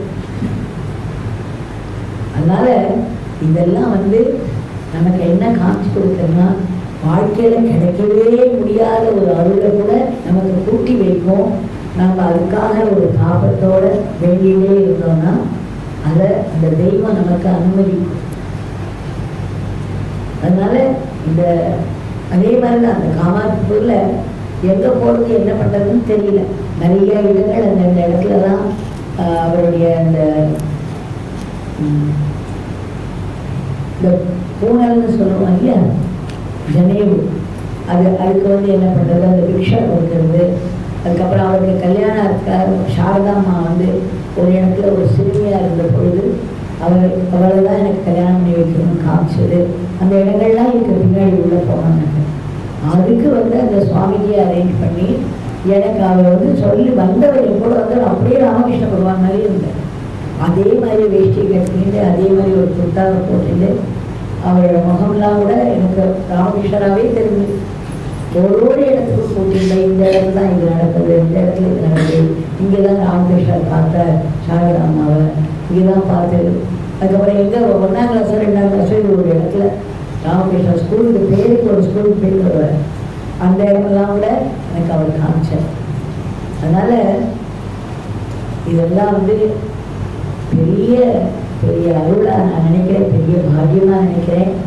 அந்த ராமகிருஷ்ணா மட்டில் அந்த தீட்சை வாங்கி முடித்து ஒரு 3 மாதத்தில் சுவாமி வீரகிருஷ்ணன் மகா சமாதி ஆயிட்டார். அதனால எனக்கு மறுபடியும் ஒரு வெற்றிடம், ஒரு வாக்கியம் வந்தது அந்த இடத்துல. அந்த சமயத்தில் தான் ரமண பகவானுடைய இதெல்லாம் ஒரு தெய்வ அருள்னால, தெய்வத்தினுடைய சங்கல்பத்தினால நம்ம வாழ்க்கை தெய்வம்தான் நம்ம ஒருத்தரோட வாழ்க்கையை நடத்திட்டு நம்ம வாழ்க்கையில் இருக்கக்கூடிய ஒவ்வொரு டீட்டெயிலும், every detail of everybody's life is being run by the divine. இந்த உண்மையை நம்ம புரிஞ்சினோம்னா நமக்கு நம்ம நினச்சி பார்த்து பண்ணுறதுங்கிறது ஒன்று கிடையாது. ஆனால் நம்ம நிலைமையில் அந்த மெச்சூரிட்டி, அதுக்குரிய முதிர்ச்சியோ அதை சரியாக புரிஞ்சுக்கிற திறனோ இல்லைன்னா இதை நம்ம தப்பாக யூஸ் பண்ண ஆரம்பிச்சோம். பட் உண்மையில் நம்ம வாழ்க்கையில் ஒவ்வொரு டீட்டெயிலையும் கடவுள் தான் நடத்துகிற, கடவுளுடைய சங்கல்பம் தான் நடத்துறது. கடவுள் நமக்கு என்ன நடத்துகிறாரோ நம்ம வாழ்க்கையில் அதுதான் நமக்கு பெஸ்ட்டு. எதுக்கு பெஸ்ட்டுன்னா கடவுளை நோக்கி நம்ம போகிறது. இந்த வாழ்க்கை உங்களுக்கு இவ்வளோ வசதி பண்ணி கொடுத்துருக்காங்கன்னா, இவ்வளோ உடம்பு கொடுத்துருக்காரு கடவுள் வந்து நம்ம உடம்ப படிச்சிருக்க. அந்த உடம்புக்குள்ள என்ன இருக்கு? மூச்சு காற்று இருக்கு. இந்த மூச்சு காற்று இருக்கிறதுனால தானே நம்ம கண்ணு பார்க்க முடியுது, காது கேட்கறது, மூளை வேலை செய்யறது, அங்கே இங்கேயும் ஓடியாடி வேலை செய்ய முடியுது. இந்த மூச்சு காற்று நின்றுடுச்சுன்னா என்ன ஆகும்? மூச்சு காற்று போயிடுச்சுன்னா என்ன ஆகும்? உடம்பு ஒன்றுமே ரெண்டு ஒரு மூளையில் வச்சுருவாங்க. அவசர அவசரமாக நம்ம கொண்டு போய் ஒன்று புதைச்சிடுவாங்க, இல்லைன்னா எரிச்சிடுவாங்க. அப்போ அந்த மூச்சு காற்று இந்த உடம்பை யார் பண்ணின? இந்த உடம்புக்குள்ள மூச்சு காற்று யார் போடுறது? நமக்குள்ளே இருக்கக்கூடிய அந்த தெய்வம் தான் இந்த உடம்பை படைச்சி இந்த உடம்புக்குள்ள மூச்சு காற்றையும் போட்டு அந்த மூச்சு காற்றை அதுதான் இயக்கின்றது. நீங்கள் யாராவது வந்து நான் சுவாசிக்கிறேன் அப்படின்னு சொல்ல முடியுமா? உங்களுக்கு இப்போ நீங்கள் எல்லாரும் உட்காந்துருக்கீங்க, இப்போ சுவாசம் பண்ணும் பொழுது நீங்கள் சுவாசிக்கிறீங்கன்னு சொல்ல முடியுமா? இல்லை சுவாசம் தானாக உள்ளே போயிட்டு இருக்கா? சொல்லுங்க பார்ப்போம். நீங்களா சுவாசிக்கிறீங்க, இல்லை உள்ள சுவாசம் தானாகவே போயிட்டு இருக்கா? எனக்கு பதில் சொல்ல, நான் டீச்சராக இருந்தவர், அதனால எனக்கு தனியாக பேச முடியாது. பசங்களோட பார்ட்டிசிபேஷன் இருந்தால் தான் பேசுகிறேன். நீங்கள் தான் எனக்கு இன்ஸ்பிரேஷன். என்ன ஆகும்? உங்களுக்குள்ள இருக்கிற மூச்சு காற்றை நீங்கள் தான் ரெகுலேட் பண்ணி விடுறீங்களா, இல்லை அது தானாகவே உள்ள நடந்துருக்கா? தானாகவே உள்ள நடந்துருக்கு. உள்ள இருக்கிற ரத்த ஓட்டம் தானாகவே நடக்கிறது. இந்த ரத்த ஓட்டம் சரி, உங்கள் இதயம் வந்து கடல், உங்கள் கண்ணுக்கு பாருங்க, அந்த கண்ணோட அமைப்பை எடுத்துக்கோங்க. இப்போ வந்து ஒரு பெரிய பெரிய ஒரு டிபார்ட்மெண்ட், அது ஒரு பெரிய சப்ஜெக்டு, அதில் ஒரு ரிசர்ச்சு அப்படி போயிட்டு இருக்கு. இந்த நாடு அமெரிக்காவிலாம் அவ்வளோ பெரிய ரிசர்ச் நடக்கிறது, யூரோப்பில் அவ்வளோ பெரிய ரிசர்ச் நடக்கிறது. இந்த கண்ணை மட்டும் அமைப்பை பார்த்தீங்கன்னா நம்ம பிரமிச்சு போயிடும். கடவுள் எப்படியெல்லாம் படைச்சிருக்காரு. நம்ம கண்ணு, மூக்கு, காது ஒன்னொன்னு உள்ளுக்குள்ள இருக்கிற அமைப்பை பார்த்தோம்னா அதுக்கு எப்பேற்பட்ட ஒரு இன்டெலிஜென்ஸ் வேணும், கடவுள் எப்பேற்பட்ட ஒரு சயின்டிஸ்டாக இருக்கணும், இந்த மாதிரிலாம் உருவாக்கியிருக்காரு அப்படிங்கிறது நமக்கு தெரியும். நம்ம உடம்புல ஒரு பாட்டுக்கும் ஒரு வேலை இருக்கு. அந்த பாட்டு இல்லாமல் அந்த வேலை நடக்காது. அந்த மாதிரி கடவுள் நம்மளை அமைச்சிருக்க. அதுக்குள்ள ஒரு சுவாசத்தையும் போட்டிருக்க. அந்த சுவாசம் இருக்கிறதுனால தான் என்ன ஆகுது? உங்கள் மூளை வேலை செய்யுது. உங்கள் மூளை வேலை செய்யலைன்னா உங்களால் அந்த வாழ்க்கையை நடத்த முடியுமா? ஏதாவது படிக்க முடியுமா? இல்லை எனக்கு குடிக்க முடியுமா? ஏதாவது ஒன்றுமே நம்மளால் பண்ண முடியாது. இந்த மூளை தான் நமக்கு ஆதாரம். ஆனால் அந்த மூளை எப்போ இயங்கும்? உடம்புக்குள்ள இருக்கிற மூச்சு காற்று இருந்தால் தான் இயங்கும். அந்த மூச்சு காற்று எங்கேருந்து வருது? யாராவது மூச்சு காற்றுக்கீங்களா? ஒரு நிமிஷம். இந்த மூச்சு காற்று யார் போடுறாங்க? இந்த உள் மூச்சு விடுறோம், வாங்குறோம், இந்த வெளி மூச்சு விடுறோம். அந்த வெளியில் போன மூச்சு திரும்ப உள்ள வரலைன்னா என்ன ஆகிடும்? அவசர அவசரமாக நம்மளை கொண்டு போய் வேறு இடத்துல போட்டுருவோம் இல்லையா? அப்போது யார் இந்த மூச்சு காற்றை காப்பாற்றி வராங்க? நம்ம ஒன்றும் பண்ணல, நமக்கு தெரியாது இல்லையா? இப்போ பழக்கத்துலேருந்து உள்ளே இருந்தே இருக்கு. நமக்குள்ளே இருக்கக்கூடிய அந்த தெய்வம் தான். ஆக அதனால தான் நம்ம கடவுளை நினைக்கணும். கடவுள் தான் நமக்கு இந்த உடம்பை கொடுத்துருக்க. கடவுள் தான் நமக்கு உள்ள மூச்சு காற்றை போட்டிருக்க. அந்த மூச்சு காற்று இருக்கிறதுனால தான் நம்ம மூளை வேலை செய்யுது, கண்ணால் பார்க்க முடியுது, காதால் கேட்க முடியுது. இந்த காலை மாதிரி நமக்கு என்ன, நம்ம இஷ்டத்துக்கு எந்த இடத்துக்கு போக முடியுமோ அந்த இடத்துக்கு நடந்து போக முடியும். ஒரு முட்டி வலி வந்துச்சுன்னா அவங்களால நகர முடியாது. ஏதாவது உடம்புல ஒரு பாட்டு வேலை செய்யாமல் போச்சுன்னா நம்மளால ஏதாவது பண்ண முடியுமா? ஒன்றுமே இல்லை. நம்ம பாத்ரூம் போயிட்டு வரோம், சர்வசாதாரணமாக பாத்ரூம் போயிட்டு வரோம். அதில் ஒரு தடை வந்ததுன்னா வயிறு வீங்கி போயிடும், உடனே ஹாஸ்பிட்டலுக்கு போகணும். என்னென்னலாம் பண்ணுவாங்களோ தெரியாது, ஒரு பெரிய பில்லு வந்துடும். அதெல்லாம் இல்லாமல் இன்னைக்கு நம்ம ஆரோக்கியமாக இருக்கோம். நம்ம உடம்புல ஒரு பாட்டு நல்லபடியாக வேலை செய்யறதுன்னா இட் இஸ் பிகாஸ். அப்போ அந்த கடவுளை நம்ம நினைக்கணும். அந்த கடவுள்கிட்ட நம்ம நன்றியோடு இருக்கணும். இப்போ உங்களுக்கெல்லாம் அந்த கடவுளாக இருக்கிறது ராமகிருஷ்ண பகவான் தான். அதனால் ராமகிருஷ்ண பகவான் கிட்டேயும் சாரதா அம்மா கிட்டேயும் சுவாமி விவேகானந்தரை மாதிரி இனிமேல் ஒருத்தர் வரவே முடியாது. அப்பேற்பட்ட ஒரு தெய்வ பிறவி அவர் இப்போவும் கூட இந்த இந்தியாவில் இருக்கக்கூடிய யூத், அதாவது இளைஞர்களெல்லாம் கூட்டிகிட்டே இருக்கார். அவருடைய யாராவது என்கிட்ட வந்து ரொம்ப தோற்றி போய் ரொம்ப மனசு பயமாக இருக்குது, என்னால் எந்த காரியமும் பண்ண முடியல, என்னால் கான்சன்ட்ரேட் பண்ண முடியல, எனக்கு தன்னம்பிக்கையே இல்லை அப்படின்னு ஒரு டிப்ரெஷன் இந்த மாதிரிலாம் யாராவது வந்தாங்கன்னா நான் உடனே சொல்வேன், சுவாமி விவேகானந்தர் புத்தகத்தை படிக்கும், அதுக்கப்புறம் வந்து சொல்லுவேன். ஆனால் சுவாமி விவேகானந்தர் புத்தகத்தில் நீ தினம் என்ன படிக்கிறேங்கிறது எனக்கு மெசேஜ் அனுப்பணும். நீ படிக்கிறேங்கிறது உனக்கு உள்ளே போகிறதா அப்படிங்கிறத நீ பார்க்கணும். அந்த மாதிரி படித்து அதுக்கப்புறம் மனசு தெளிஞ்சு அந்த பயத்தெல்லாம் விட்டு பெரிய பெரிய காரியங்களில் ஈடுபடுற இளைஞர்கள் இருக்காங்க. இந்த சுவாமி விவேகானந்தருடைய அந்த மகத்துவம் வந்து இன்னும் போக போக போக இன்னும் பல விதங்களில் வேலைப்பட்டு ஒரு பாரத பூமிக்கு ஒரு பெரிய பெரிய நன்மையை செய்ய போகுது. உலகத்திலேயே ஒரு பெரிய நாடாக இந்த பாரதம் ஆக போகுதுன்னா அதுக்கு பின்னாடி சுவாமி விவேகானந்தரோட அந்த எழுச்சி ஊட்டக்கூடிய அந்த இன்ஸ்பிரேஷன் அதுதான் நம்மளை அதுமே கட்டி காக்கப்படுது. அவருடைய அறைகூவல்கள் தான் இருக்கு இல்லையா, அந்த அறைகூவல்கள் எத்தனையோ இளைஞர்களை இன்னைக்கு காப்பாற்றிடுது. இல்லைன்னா இளைஞர்களுக்கு ஏதேதோ இந்த ட்ரக்கு அந்த ட்ரக்கு அந்த செல்ஃபோனு அதில் பார்க்கக்கூடாத எத்தனையோ விஷயங்கள் இதெல்லாம் வந்து இன்றைய இளைஞர்களை ஒரு ஹோப்லெஸ்ஸாக மாற்றிடுது, பிரயோஜனமே இல்லாத பிறவிகளாக மாற்றிடுது. இவர்களுக்கெல்லாம் ஒரு எழுச்சி வந்து அவங்க ஒரு கன்ஸ்ட்ரக்டிவ் ஒர்க்கர் ஆகணும்னா சுவாமி விவேகானந்தர் வந்து அவருடைய கருத்துக்கள்லாம் அவங்களை எளிதாக ரீச் பண்ணணும். அப்போ தான் அவங்களால அந்த ஒரு கேப்பபிலிட்டி வரும் அவங்களுக்கு. அதனால் சுவாமிஜி இங்கே கிடைச்சிருந்தா நமக்கு இதெல்லாம் வச்சு ஒஷிப்படுத்தி இத்தனை ஒரு அழகான ஒரு பியூட்டிஃபுல் ஆக்ஷன். நம்ம வந்த உடனே இதை பார்த்து கவனிச்சு போயிட்டேன். அவ்வளோ ஒரு அழகான ராமகிருஷ்ண ஆசிரமத்தில் நம்மளுக்கு இந்த பாக்கியம் கிடைச்சிருக்கு. நம்ம எல்லாருக்கும் இந்த இடத்துல எனக்கு வரக்கூடிய பாக்கியம் கிடைச்சிருக்கு. இதை பற்றி ஓரளவுக்கு பேசுறதுக்கு பாக்கியம் கிடைச்சிருக்கு. அதனால் நாம் வந்து நம்ம வாழ்க்கையில் ஒரு விலங்கை விட ஒரு பெரிய அதுலேருந்து ஒரு வித்தியாசம் வரணும்னா நமக்கு கடவுள் நோய்த்தறிவு கொடுத்துருக்காங்க. அதனால் நம்ம நம்மளோட அறிவை யூஸ் பண்ணி அதே சமயம் பக்தியோட இறை வழிபாடு நம்ம செஞ்சு வந்தோம்னா நம்ம வாழ்க்கையில் படிப்படியாக பல முன்னேற்றங்கள் வரும்.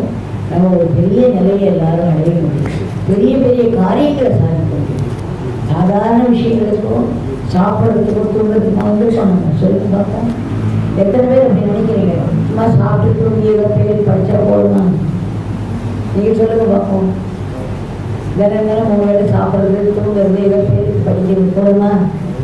நீங்கள் வாழ்க்கையில் எல்லாரும் முன்னேறணுமா இல்லையா? இது ஒரு பெரிய நிலைக்கு வரணும், ஒரு பெரிய காரியத்தை சாதிக்கணும். சாரதமாக எந்த ஒரு படிப்பும் இல்லை. உலகம் முழுக்க சாரதாமா வழிபடும். குரு மகாராஜ்க்கு எந்த படிப்பும் கிடையாது, ஆனால் உலகம் முழுக்க இன்னைக்கு வழிபடுறது. காரணம் அவங்க ஒரு பெரிய நிலையை அடைஞ்சாங்க, அதுக்கு வேண்டிய ஒரு முயற்சியை செஞ்சாங்க.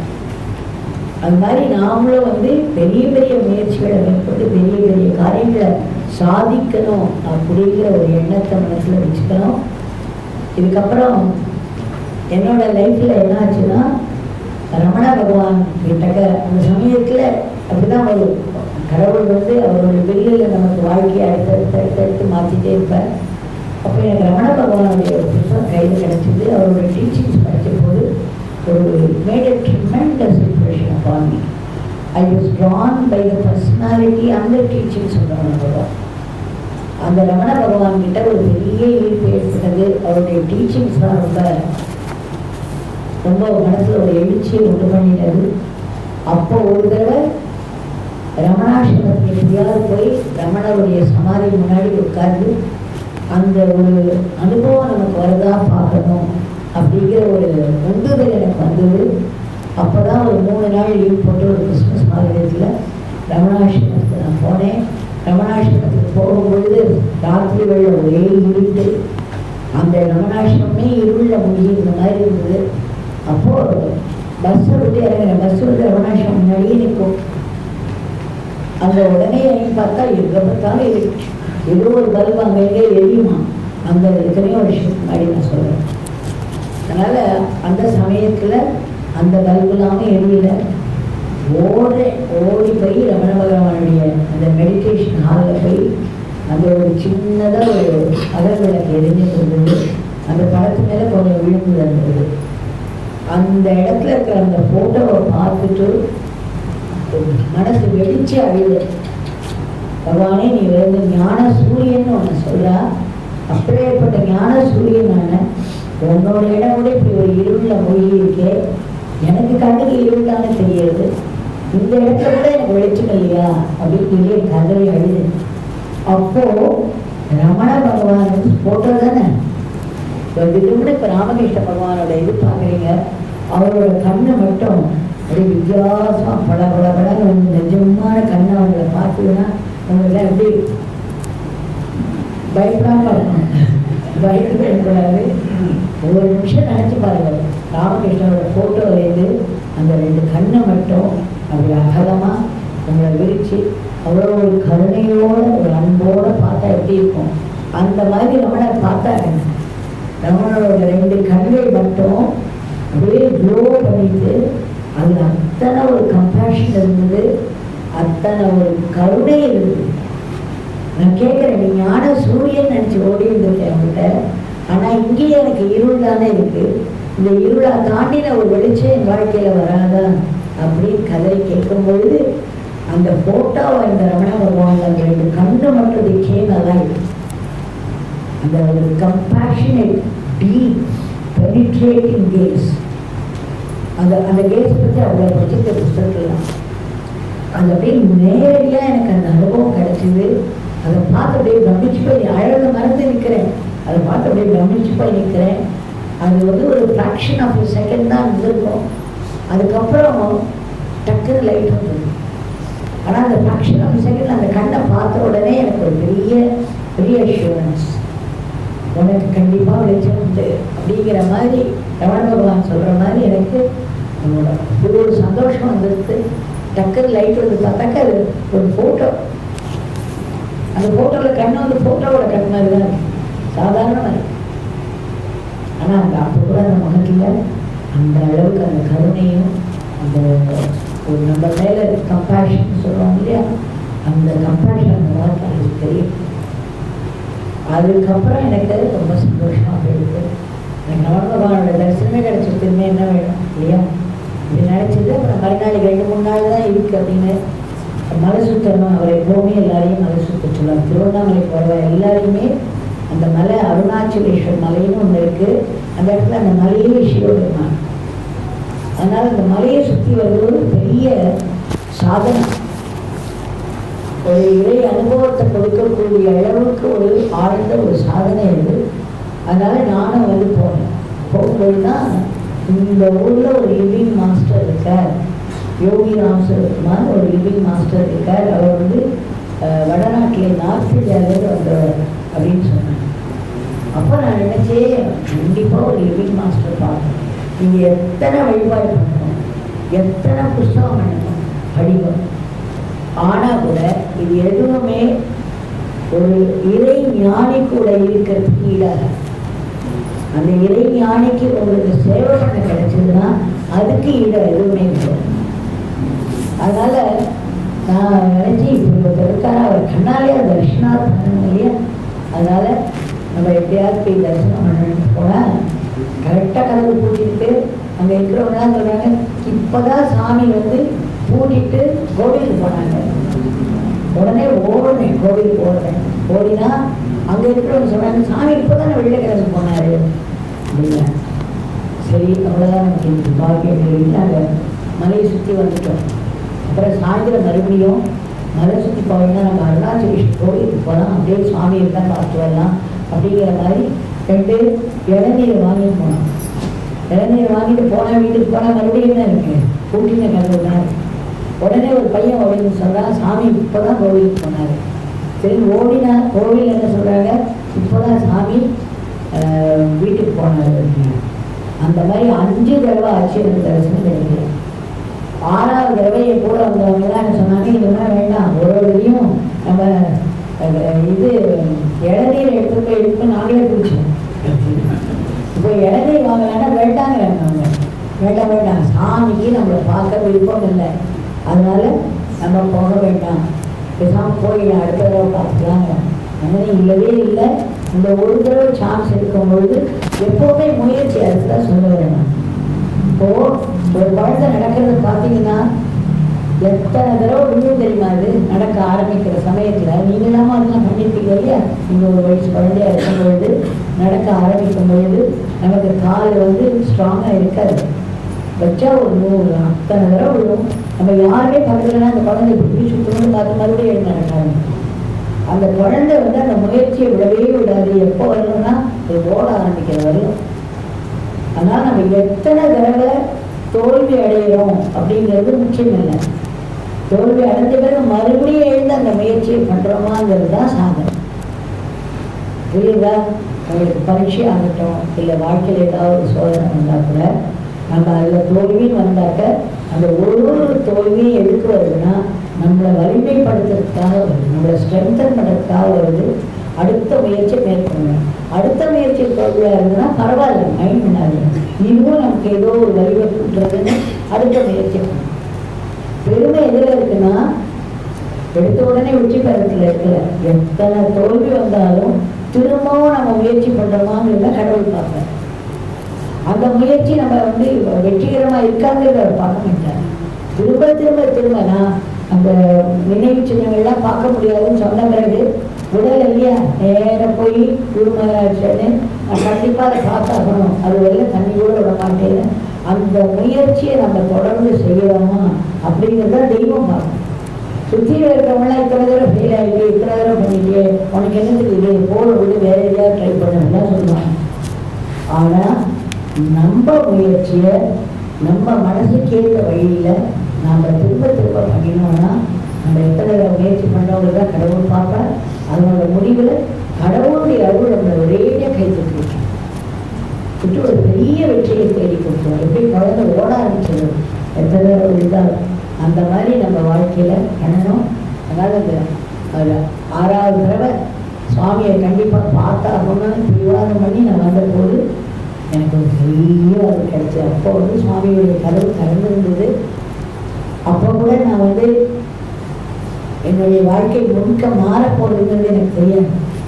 நான் பிஹெச்டி பண்ணணும் அப்படின்னா பிளான் பண்ணியிருந்தேன். ஏதாவது ஒரு வெளிநாட்டு போய் ஒரு நல்ல லெபார்ட்டரியில் பிஹெச்டி பண்ணி முடிக்கணும். அதுதான் என்னுடைய கனவாக இருக்கிற சமயத்தில் ராமகிருஷ்ண பகவானோட மந்திரம் சொல்லிகிட்டே இருப்பேன். ராமகிருஷ்ணா சொல்லி அதெல்லாம் ஒரு பார்ட் டைம் அப்படிங்கிற ஒரு நேரத்தில் தான், அதெல்லாம் ஒரு ஃபுல் டைமாக இருக்குங்கிறதுலாம் தெரியாது எனக்கு. ஏதோ வாழ்க்கைக்கு வேணும் அது, அதனால் அதை பிடிச்சணும் அப்படிதான் நினச்சிருந்தேன். ஆனால் இங்கே அந்த கூட்டத்தோட கூட்டமாக நின்று கடைசியாக தான் நின்றேன். அப்போ ஏதோ ஒன்று வந்தது அந்த வீட்டுக்குள்ளேருந்து வெளியில் வந்து. அதை நான் ஏன் அது இதுன்னு சொல்கிறேன்னா ஒரு பெரிய ப்ரெசன்ஸ், ஒரு ப்ரெசன்ஸ்க்கு தமிழ் எனக்கு தெரியல, ஒரு ஹியூஜ் ப்ரெசன்ஸ். அவர் அப்படியே உள்ளேருந்து வர நான் ஒரு 5 தடவை தோல்வி அடைஞ்சு 6வது தடவை முயற்சி இருக்குது எனக்கு. அது விட்டாக்க மறுநாள் காரணம் காலேஜுக்கு போயாகணும். எனக்கு இன்விஜிலேஷன் இருக்குது, காலேஜுக்கு லீவே போட முடியாத ஒரு எக்கச்சக்கமான நிலை. அந்த ஒரு நிலையில் தான் அங்கே நிற்கிறேன். அவர் உள்ளேருந்து வர அந்த கேட்டை திறக்க வர வர வர என் உடம்பு முழுக்க நடுங்கிறது. என்னன்னே எனக்கு தெரியாது, என்ன நடக்கிறதுன்னு எனக்கு புரியல. கண்ணிலேருந்து தண்ணி கொட்டுறது. நான் அழலை, அழுகையான கண்ணீர் வந்தது. அந்த கண்ணீரும் உடம்பு நடுங்கிறது. அதுக்கப்புறம் பார்த்தா அந்த கழுவு தந்து அவருக்கு நிற்கிற எனக்கு அவர் ஆகாசத்துக்கு பூமியில் இருக்கிற மாதிரி இருக்கு. அவர் என்னமோ அந்த கதவுலாம் அந்த த்ரெஷோல்டில் நின்றுட்டார். உடனே அங்கே இருக்கிற ஒரு தொட்டிலையும் போட்டு அப்பா அவர் அருள் முருகை கட்டினார். சில பேருக்கு என்ன வேணுமோ ஏதோ ஒரு பிரசாதம் கொடுத்தார். சீக்கிரம் பார்த்தா அந்த கூட்டம் முழுக்க டிஸ்பர்ஸ் ஆகும். கடைசியில் நாங்கள் 3 பேர் தான் இருக்கோம். என் கூட வந்தவங்க சொல்கிறாங்க, இது நம்பட்டார், இப்போ நம்மளெல்லாம் அனுப்புகிறாருன்னு இப்படி அவங்க நினச்சிக்கணும்னு சொல்கிறாங்க. ஆனால் நான் எல்லாத்தையும் தாண்டி ஒரு நிலையில் இருக்கேன். அவர் அப்படியே ஆயத்திற்கு பார்த்துருக்கேன். அது அவரோட அந்த ஃபிசிக்கல் டீட்டெயில்ஸ்லாம் எனக்கு அப்போ தெரியல. எனக்கு ஒரு ஹியூஜ் ப்ரெசன்ஸாக தான் தெரியுது. அந்த ப்ரெசன்ஸ் வந்து டைரக்டாக ஒரு பாதிப்பு, என் உடம்புல மனசில் எல்லாத்துலேயும் ஒரு பாதிப்பு. அவர் வந்து என்ன பண்ணாருன்னா எங்கள் 3 பேரை மட்டும் பார்த்துட்டு இப்படி உள்ளே வாங்குற மாதிரி இருக்கார். நாங்கள் நினைக்கவே எல்லா மாதிரி நாங்களும் போகிறோம்னு நினச்சிருக்கோம். நான் உள்ளே கூப்பிட்டாக்க நான் கையில் ஒரு 4 ஆப்பிள் வாங்கிட்டு போயிருக்கேன். அந்த உள்ள கூட ஒரு சின்ன வராண்டாங்க தான் ஒரு தரிசனம் கொடுத்தார். அந்த சின்ன வராண்டால அவருடைய அருகாமை எனக்கு இன்னொரு பெரிய நிலக்கத்தை கொடுத்தது. கையில் இருக்க ஆப்பிள்லாம் ஆணியம் இந்த எல்லாம் தொட்டு எடுத்துருந்தா 4 பக்கம் விழுந்துச்சு. அது ஒன்று 4 பக்கம் விழுந்து ஓடும்.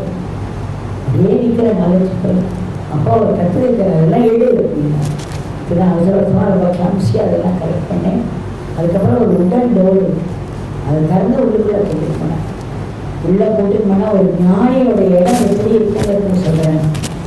அங்கங்கே பேப்பர்லாம் செதறி கிடக்கு, புஸ்தகம்லாம் செதறி கிடக்கு.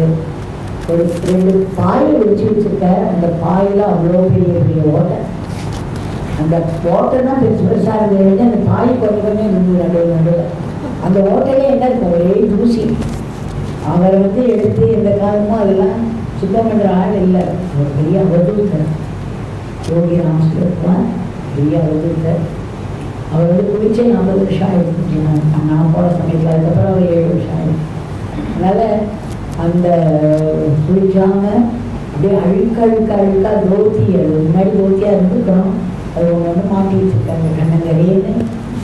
அந்த ஒரு இடத்துல ஒரே பாட்டிலாக குடிஞ்சு கிடக்கு. சின்ன சைஸ் பாட்டிலேருந்து பெரிய சைஸ் பாட்டில் எல்லாம் குடிஞ்சு கிடக்கு.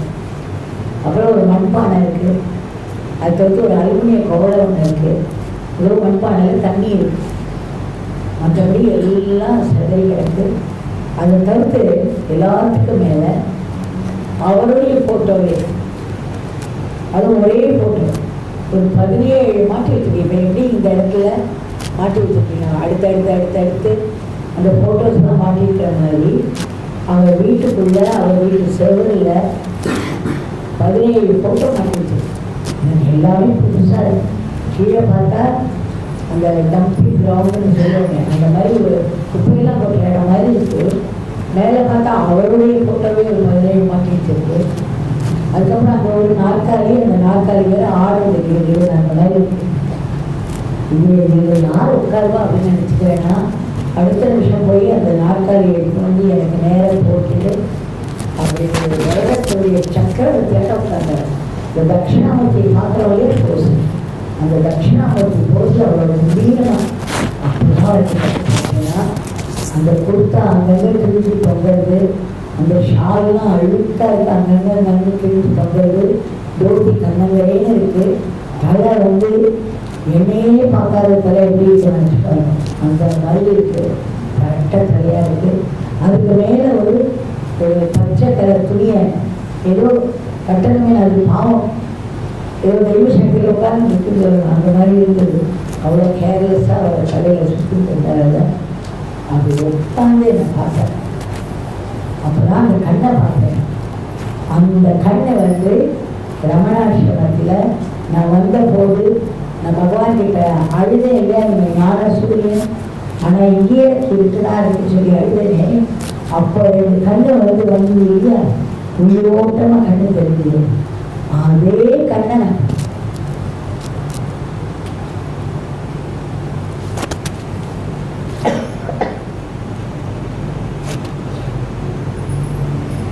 அது மட்டும் இல்லை, அவரோட ஒரு பேர் என்னன்னு கேட்டேன்.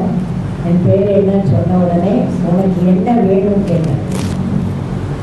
நமக்கு சாதாரணமாக சுவாமிகிட்டலாம் போனால் என்ன வேணும்னு கேட்டாக்க, நான் பிஹெச்டி பண்ணணும், இல்லை எங்கள் வீடு கட்டிக்கிறதுலாம் நிறைய பேர் கேட்பாங்க. வீடு கட்டிக்கணும், என் பொண்ணு கல்யாணம் ஆகணும், பிள்ளைக்கு வேலை கிடைக்கணும், இதுதான் நம்ம நிறைய வச்சுட்டு இருக்கோம். ஒருத்தரும் வந்து இப்போ ஆட்சிக்கு வரவங்கலாம் நிறைய பேர் அதை தான் கேட்குறாங்க. என்னென்னமோ பிரார்த்தனை இருக்கோ, ஆனால் பாவம் அது அவங்களுக்கு இயற்கை, அது அத்தனையும் அவங்களுக்கு ஃபேஸ் பண்ண வேண்டிய சேலஞ்சஸ் லைஃப்பில். அதனால அவங்க கேட்குறாங்க, அது ஒன்றும் தப்பும் கிடையாது. ஆனால் நான் என்ன சொல்லியிருக்கோம், எனக்கு பிஹெச்டி வேணும் அப்படின்னு தானே சொல்லியிருக்கணும். அவள் என்னை பார்த்து கேட்ட உடனே எனக்கு என்ன வேணும்னா எனக்கு கடவுள் வேணும் அப்படின்னு. எனக்கு கடவுள் வேணும்னு நான் சொல்ல போறேங்கிறது எனக்கு தெரியாது அந்த நிமிஷம். இதுதான் ஒரு உண்மையான ஞானியுடைய பிரசன்ஸ். இந்த பிரசன்ஸ் ஆஃப் த ட்ரூ ஞானி who is established the highest truth, the highest experience. This is what we feel. You feel that you have to get there. அந்த கடவுள் வேணும், எனக்கு கடவுளை பார்க்கணும் அப்படின்னு அவர் கேட்டாரே, என்னது கடவுளை பார்க்கணுமா அப்படின்னு. You want to see God? Oh God அப்படின்னா அந்த கையை தூக்கி அந்த தலையில் அடிச்சுன்னு அடுத்தது எனக்கு இல்லாமல் அந்த கையை தூக்கி இந்த கயிறில் இப்படி செவரல் டைம்ஸ் இப்படி அடிச்சுட்டேன். அடிச்சு ஒவ்வொரு சிரிப்பேன். அவர் சிரிக்கிறது ரொம்ப அமானுஷமாக இருந்தது. நம்ம எல்லாம் சிரிச்சோன்னா அப்படி கொஞ்சம் சிரிப்போம், அது ஒரு காரணத்துக்காக சிரிப்போம். ஆனால் அவர் சிரிச்சது காரணமே இல்லாத ஒரு சிரிப்பாக இருந்தது. அது ஒரு கேஸ்கேடிங், ஒரு அருவி மாதிரி. ஒரு கொஞ்ச நேரத்துக்கு அவரால் நிறுத்தவே முடியாது, அப்படி சிரிக்கிறார். சிரிச்சா எப்படி இருக்கும்? உனக்கு என்ன வேணும்னு கேட்டார், எனக்கு கடவுளை பார்க்கணும்னு சொன்னேன். அவ்வளோதான் நான் சொன்னது கரெக்ட். அந்த நேரத்தில் அவரோட இன்ஸ்பிரேஷன் தான் அதை சொன்னேன்னா உடனே அவர் பெருசாக சிரிக்கிறார். ஏதோ சொல்லக்கூடாது நான் சொல்லிட்ட மாதிரி, எனக்கு அதுக்கு அருகதையே இல்லாத மாதிரி, ஏதோ ஒரு ஜோக்கு மாதிரி அவர் நினச்சி சிரிக்கிறார். Oh God, she wants to see God, oh God அப்படிங்கிற அதோட விடலை. முன்னாடி இருக்கிற ஒருத்தரை கூப்பிட்டு, do you know what she wants? She wants to see God. Oh God அப்படிங்கிற தலையில் கை வச்சுக்கிற நிறையா தடவை கைஸில் she was slapping his thigh and was mocking. அவர் அப்படி கேள்வி பண்ணி என்னை சிரிக்க என்னுடைய மனசில் நாங்கள் இப்படியே தப்பை பண்ணிட்டோம், கடவுள் வேணும்னு சொல்கிறதுக்கு கூட நமக்கு தகுதி கிடையாது போல இருக்கு உலகத்தில். நம்ம இந்த மாதிரி ஒரு தப்பை போய் வெளியிடாது பண்ணிட்டோமே அப்படியே ஒரே எனக்கு அழுக. அது என்னோட ஈகோ அப்படியே அவர் என்ன பண்ணுவாங்க, இறை ஞானிகளோட அந்த இதில் ப்ரெசன்ஸில் முதல்ல நம்ம ஈகோவை தான் அடிப்பாங்க. ஏன்னா எத்தனை அகங்காரம் இல்லாமல் எத்தனை பணிவாக அந்த சன்னதிக்கு போகிறோமோ அத்தனை நமக்குள்ள அருள் நுழையும். இல்லைன்னா நமக்கு அகங்கார தலைவர்கள் இருந்ததுனாக்க அருள் நுழையத்துக்கு இடமே கிடையாது. இந்த ஜென் கதையில் ஒன்று சொல்லுவாங்க, ஒரு மாணவர் ஒரு ஜென் ஆசிரியர்கிட்ட படிக்கிறதுக்காக போகும்பொழுது இந்த ஜென் ஆசிரியர் என்ன பண்ணுவாங்கன்னா, ஒரு நிறைஞ்ச கப்பு தேநீர் நிறைஞ்ச ஒரு கப்பில் ஒரு டம்ளரில் தேநீர் எடுத்து அது மேலே ஊற்றுவார். அவர் ஊட்ட என்ன ஆகும்னா அந்த தேநீர்லாம் கீழே வழியும். ஒரு நிறைஞ்ச கப்பு மேலே தேநீர் ஊற்றினா கீழே தானே வழியும். ஏற்கனவே இந்த கப்பு நிறைஞ்சிருக்கு. இப்போ இந்த மாணவர் பார்த்துட்டு என்ன அது இந்த வார்த்தைக்கு ஒன்றுமே தெரியாது போல இருக்கு. ஒரு காலியாக இருக்கிற கப்பில் தான் டீயை விடுவாங்க, இவர் நிறைஞ்சிருக்கிற கப்பில் போய் டீயை விடுறாரு, அது மேலே வழிஞ்சிட்டே இருக்கு. இவர் அதை கண்டுக்காமல் மேலே விட்டுட்டே இருக்காரு. இவர் என்ன வார்த்தையாலும் கேட்டுருக்காரு. சரி, இவர்கிட்ட நம்ம எடுத்த படிக்க போகிறோம், அவரே ஒரு மாதிரி நமக்கு மேலே டீச் பண்ணுற வார்த்தையாக இருந்தாலும் நம்ம எடுத்துட்டு போவோம் இல்லையா? அப்போ கேட்குறாரு, என்ன நீங்கள் உங்களுக்கு தெரியாதா, மூளை இல்லையா, இப்படி நிறைஞ்ச கப்பு மாதிரி தண்ணி. அப்போ அவர் சொல்கிறார், நீ இப்படி ஃபுல்லாக வந்திருக்கப்பா, உங்களோட மனசு முழுக்க ஏற்கனவே உன்னோட எண்ணங்கள்லாம் உனக்கு நிறைஞ்சிருக்கு. நான் என்ன டீச் பண்ணாலும் உனக்கு அது உள்ளே இறங்காது. உன்னோட அகங்காரத்தினால மனசு நிறைஞ்சிருக்கு. இருக்கும் பொழுது நான் சொல்கிற கருத்துக்களோ தத்துவமோ எதுவுமே உனக்கு உள்ள நுழையாது. நீ முதல்ல நீ காலி கப்பா வந்தாதான் நான் உன்னுடைய மொழியை நிரப்ப முடியும், உன்னுடைய மனசை நிரப்ப முடியும் அப்படின்னு அவர் சொல்கிறார். அந்த மாதிரி இந்த பகவான் என்ன பண்ணாரா, அவர் தன்னை அழுக்கு பிச்சைக்காரன், அழுக்கு பாவின்னு தான் சொல்லுவார். நாங்கள் தான் அவரை பகவான் சொல்லுவோம். ஏன்னா நாங்கள் பகவானை அவரை பார்த்தோம், பகவானை அவர் எங்களுக்கு அருள் செஞ்சுட்டே இருந்தார், இப்பவும் செஞ்சுட்டு இருக்கார். அதனால அவர் அவருடைய அந்த ப்ரெசன்ஸில் அவர் என்னை இறக்கி பேசுகிறார். ஐயோ ஓ காட் அப்படியே என்ன சொல்கிறார், இந்த பிச்சைக்காரன், இந்த அழுக்கு பிச்சைக்காரன் கடவுளே பார்த்தது இல்லை, இவன் எப்படி உனக்கு ஹெல்ப் பண்ண முடியும்? This pagan is not see God, how can he help you அப்படின்னு திரும்ப சொல்கிறார். சொல்லிட்டு பெருசாக சிக்கிறார். அப்படியே அவ்வளோ கேள்வி பண்ண என்னுடைய ஈகோ குழந்தையே அமெரிக்காவில் பிஹெச்டி பண்ணணும் அந்த ஈகோ அப்படியே அதோட பாதாளத்துக்கு நம்ம இந்த வார்த்தையை கடவுளுங்கிற வார்த்தையை சொல்றதுக்கு கூட நமக்கு தகுதி இல்லை. அப்படிங்கிற ஒரு நிலைக்கு போகிறச்சே அவர் நான் பெருசாக அழறேன், மழையை விட்டு அழறேன். அப்போ அவருக்கு மனசு டக்குன்னு கொஞ்சம் சாஃப்ட் ஆகி, இந்த பிச்சைக்காரன் அழுக்கு பிச்சைக்காரன், இவன் கடவுளை பார்த்ததில்லை. ஆனால் தேவிக்கு கடவுளை பார்த்தா தேவிக்கு ஒரு ஹோலி சோல், ஒரு நல்ல ஒரு புனித பிறவி. அதை மனசுக்குள்ள டிரான்ஸ்லேட் பண்ணி தமிழ்ல சொன்னேன். அதனால தான் ஒரு புனித பிறவி தேவிக்கு பாப்பா கடவுள். இந்த பிச்சைக்காரன் பார்த்ததில்லை, பிச்சைக்காரன் ஒன்றும் பண்ண முடியாது, யாருக்கே இல்லை.